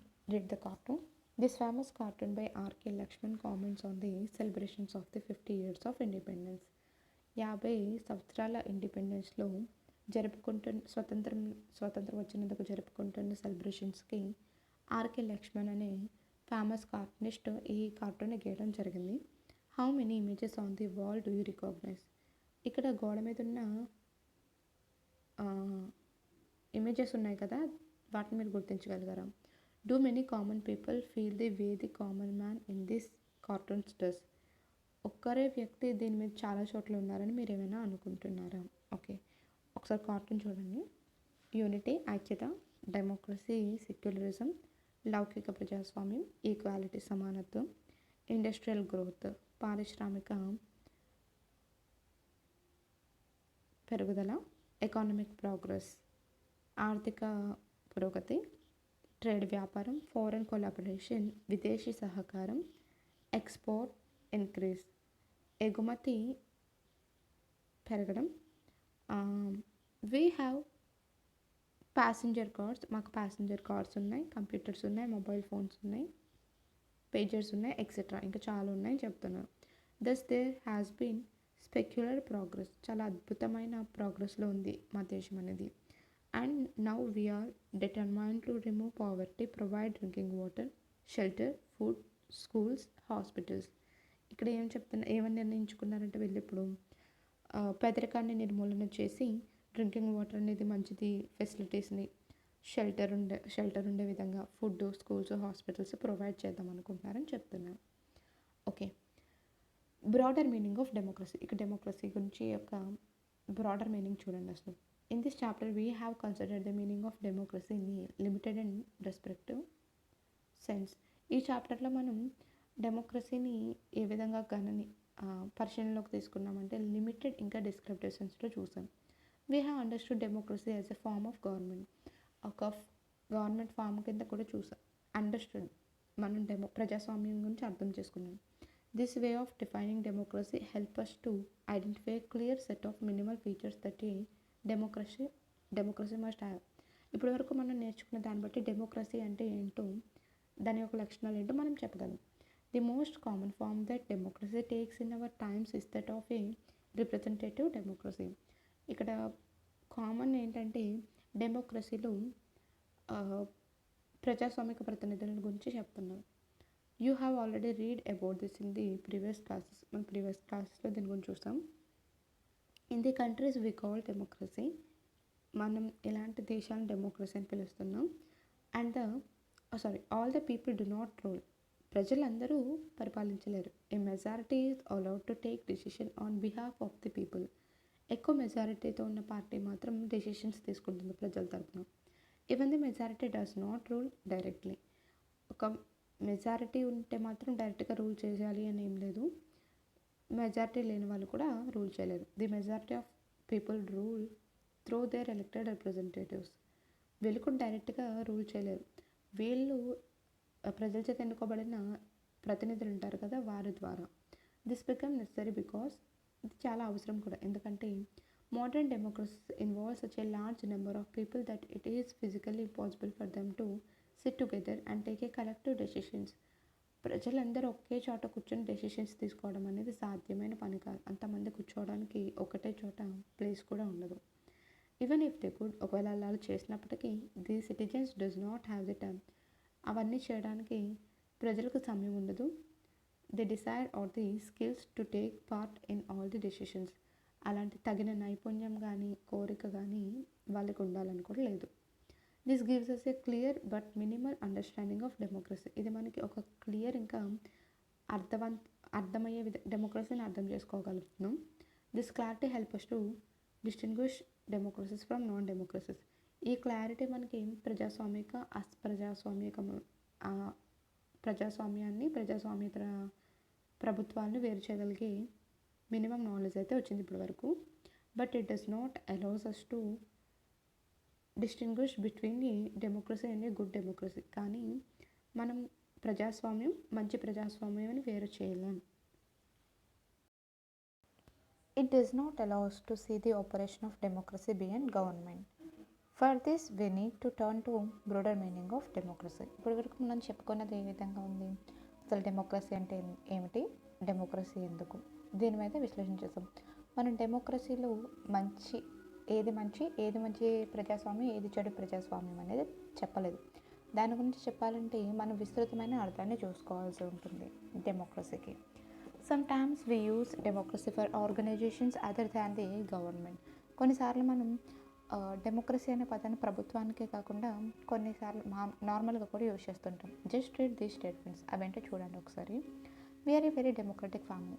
మేము చాలా ప్రజాస్వామ్యం కలిగిన family. Whenever a decision has to be taken, we all sit down and arrive at a consensus. My opinion matters as much as my father's. ఇక్కడ ఏం చెప్తున్నారంటే, మేము ఏదైనా ఒక డెసిషన్ తీసుకోవాలంటే ఫ్యామిలీలో అందరం కూర్చొని మాట్లాడుకుంటుంటాం. అలాగే మా నాన్నగారు ఎంత చెప్తే నా మాట కూడా అదే అన్నట్టుగా చెప్తున్నారు. I don't like teachers who do not allow students to speak and ask questions in the class. I would like to have teachers with democratic temperament. అదే ఇది క్లాస్ రూమ్లో అయితే కొంతమంది ఉంటారు, స్టూడెంట్స్ క్వశ్చన్స్ అడుగుతూ ఉంటారు.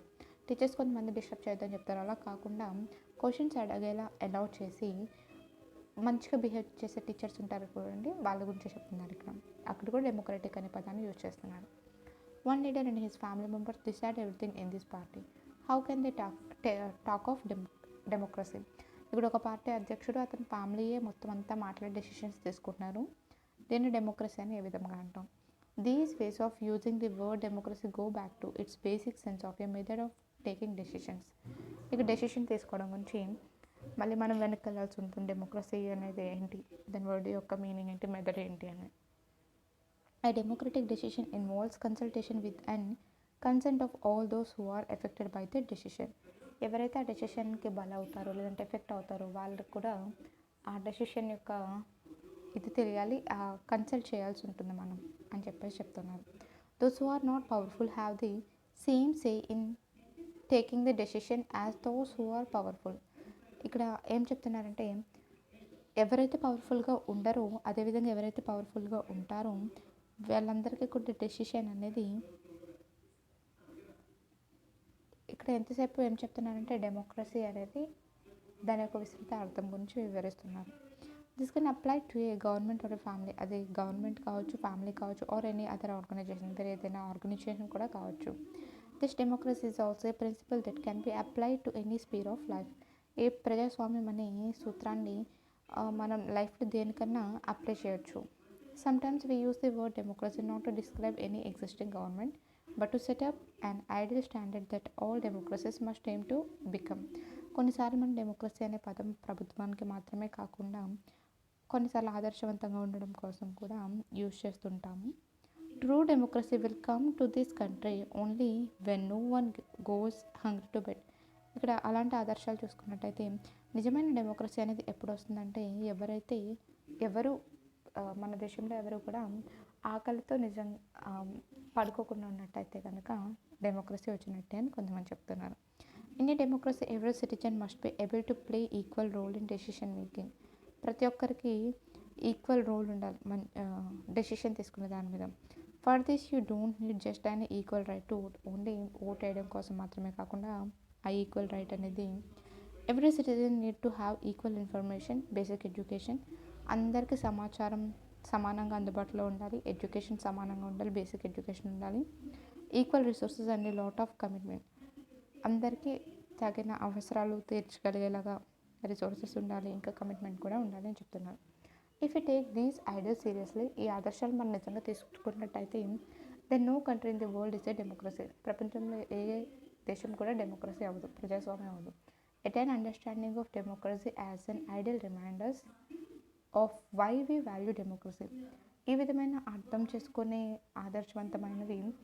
ఆదర్శాన్ని అర్థం చేసుకున్నప్పుడు మనకి నిజమైన డెమోక్రసీ యొక్క వాల్యూ తెలుస్తుంది. It enables us to judge and existing democracy and identify its weaknesses. అది డెమోక్రసీ గురించి అర్థం చేసుకుంటుంది, గుర్తించగలుగుతుంది, దాని వీక్నెసెస్ని కూడా గైడ్ చేయగలుగుతుంది, జడ్జ్ చేయగలుగుతుంది. It helps us to distinguish between a minimal democracy and a good democracy. మంచి డెమోక్రసీకి మామూలు డెమోక్రసీకి మధ్య దాన్ని కూడా వేరు చేయగలుగుతుంది. In this book, we do not deal much with this expanded notion of democracy. పుస్తకంలో మనం దీనికన్నా ఎక్కువగా ఎక్స్పాండేషన్ అనేది తెలుసుకోకర్లేదు. Our focus here is with some core institutional features of democracy as a form of government. ఇప్పుడు మన ఫోకస్ అనేది ఏంటంటే కనీస లక్షణాలను తెలుసుకోవడం డెమోక్రసీవి. Next year you will read more about a democratic society and way of evaluating our democracy. Next year మరింత నేర్చుకుంటాం డెమోక్రసీ గురించి, దాని యొక్క ఎవాల్యుయేటింగ్ గురించి. అట్ దిస్ స్టేజ్ ఈ స్టేజ్లో we just need to note that democracy can apply to many spheres of life and that democracy can take many forms. ఇక్కడ ఏం తెలుసుకుంటామంటే డెమోక్రసీని ఎక్కడెక్కడ అప్లై చేయగలుగుతాం, ఏ విధంగా అప్లై చేయగలుగుతాం, ఏ విధంగా ఫామ్ చేయగలుగుతాం అనేది మాత్రం తెలుసుకుంటే చాలు. There can be various ways of taking decisions in a democratic manner. ఇక్కడ రకరకాల విధంగా డెసిషన్స్ అనేవి తీసుకోవచ్చు ఈ డెమోక్రటిక్లో, as long as the basic principle of consultation on an equal basis is accepted. కానీ కన్సల్ట్ చేసి డిస్కస్ చేసి తీసుకున్న డెసిషన్స్కే యాక్సెప్టేషన్ అనేది ఉంటుంది. The most common form of democracy in today's world is rule through people's elected representatives. ప్రజల చేత ఎన్నుకోబడిన రిప్రజెంటేటివ్స్, ప్రతినిధులు ఎవరైతే ఉంటారో వాళ్ళే మన ప్రపంచాన్ని రూల్ చేస్తున్నారు. ఇప్పుడు we shall read more about that in chapter 3. దీని గురించి మనం చాప్టర్ 3లో తెలుసుకుంటాం. But if the community is small, ఆ కమ్యూనిటీ కనుక చిన్నగా ఉన్నట్టయితే there can be other ways of taking democratic decisions. ఇంకా వేరే విధానాలు కూడా ఉంటాయి డెమోక్రటిక్ డెసిషన్స్ తీసుకోవడానికి. All the people can sit together and take decisions directly. This is how gram sabha should work in a village. ఇక్కడ ఏం చెప్తున్నానంటే అందరు కూర్చొని మాట్లాడుకుందాం, అది గ్రామ సభ కింద చెప్తున్నారు, panchayati. Can you think of some other democratics way of decision మేకింగ్లో ఇంకొన్ని డెమోక్రటిక్ విధానాలు అనేవి ఉన్నాయా?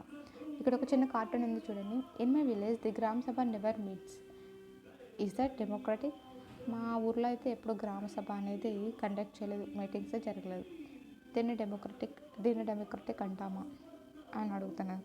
Activity: find out the total number of eligible voters in your assembly, consultancy and your parliamentary constitutions. Find out how many people can fit into the large stadium in your area. Is it possible for all the voters in your parliamentary or assembly consultancy to sit together and have a meaningful discussion? యాక్టివిటీని ఇంకా ఎక్సర్సైజ్ని చిన్న కార్టూన్స్కి వీటన్నిటికీ answers చేసుకోవడం, మన ప్రోగ్రెస్ని check చేసుకోవడం అనేది చాలా important. Okay, this also means that no country is a perfect democracy. ఏ country కూడా ఖచ్చితమైన ప్రజాస్వామ్యాన్ని అని చెప్పదు. The features of democracy that we discussed in this chapter provide only the minimum conditions of a democracy. మనం కేవలం minimum conditions మాత్రమే చెప్పుకున్నాం ఈ చాప్టర్లో. That does not make it an ideal democracy. ఇది ఆదర్శవంతమైన డెమోక్రసీని చేయలేదు. Every democracy has to try to realise the ideals of a democratic decisions. ప్రతి డెమోక్రటిక్ డెసిషన్స్ అనేవి రియలైజ్ అవుతూ ఉండాలి, ఆదర్శవంతంగా ఉండేలా. Decision making this cannot be achieved once and for all. ఇవి అన్నిసార్లు అచీవ్ చేయలేవు. This requires a constant effort to save and strengthen democratic forms of decision making. What we do as citizens can make a difference to making our country more or less democratic. This is the strength and the weakness of democracy. మన యొక్క democracy యొక్క strength ఇంకా weakness ఏంటి అంటే ఇక్కడ ప్రజలు differences అనేవి making our country more or less democratic, ఎక్కువ ప్రజాస్వామ్యమా తక్కువ ప్రజాస్వామ్యమా అనే దాని మీద ఆధారపడి ఉంటుంది. The fate of the country depends not just on what the rulers do. ఇక్కడ మన దేశ విధి అనేది ఏ విధంగా ఉంటుందంటే ఓన్లీ రూలర్స్ ఏ విధంగా పనిచేస్తున్నారని దాని మీదే కాకుండా but mainly on what we as citizens do. ఇక్కడ ప్రజలు కూడా ఏం చేస్తున్నారు అనే దానిపైన కూడా ఆధారపడుతుంది. This is what distinguishes democracy from other governments.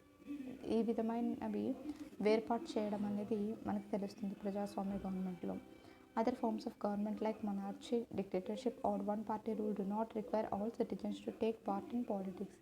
ఇక్కడ ఏం చెప్తున్నారంటే మిగతా గవర్నమెంట్ ఫార్మేషన్స్ ఉంటాయి కదా, ప్రాచురికం కానీ, నియంత్రణ పరిపాలన కానీ, ఏకసభ్యత్వ పరిపాలన కానీ, ఇవన్నీ కూడా పాలిటిక్స్లో ఒక చిన్న భాగమే.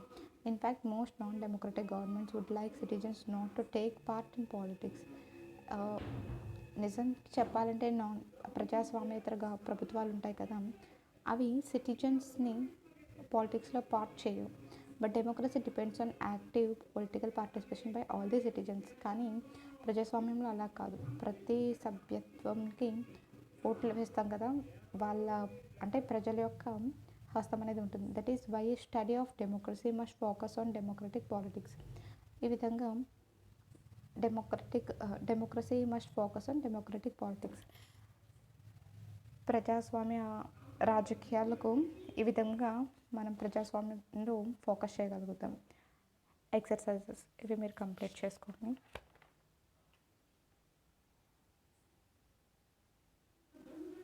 Thank you.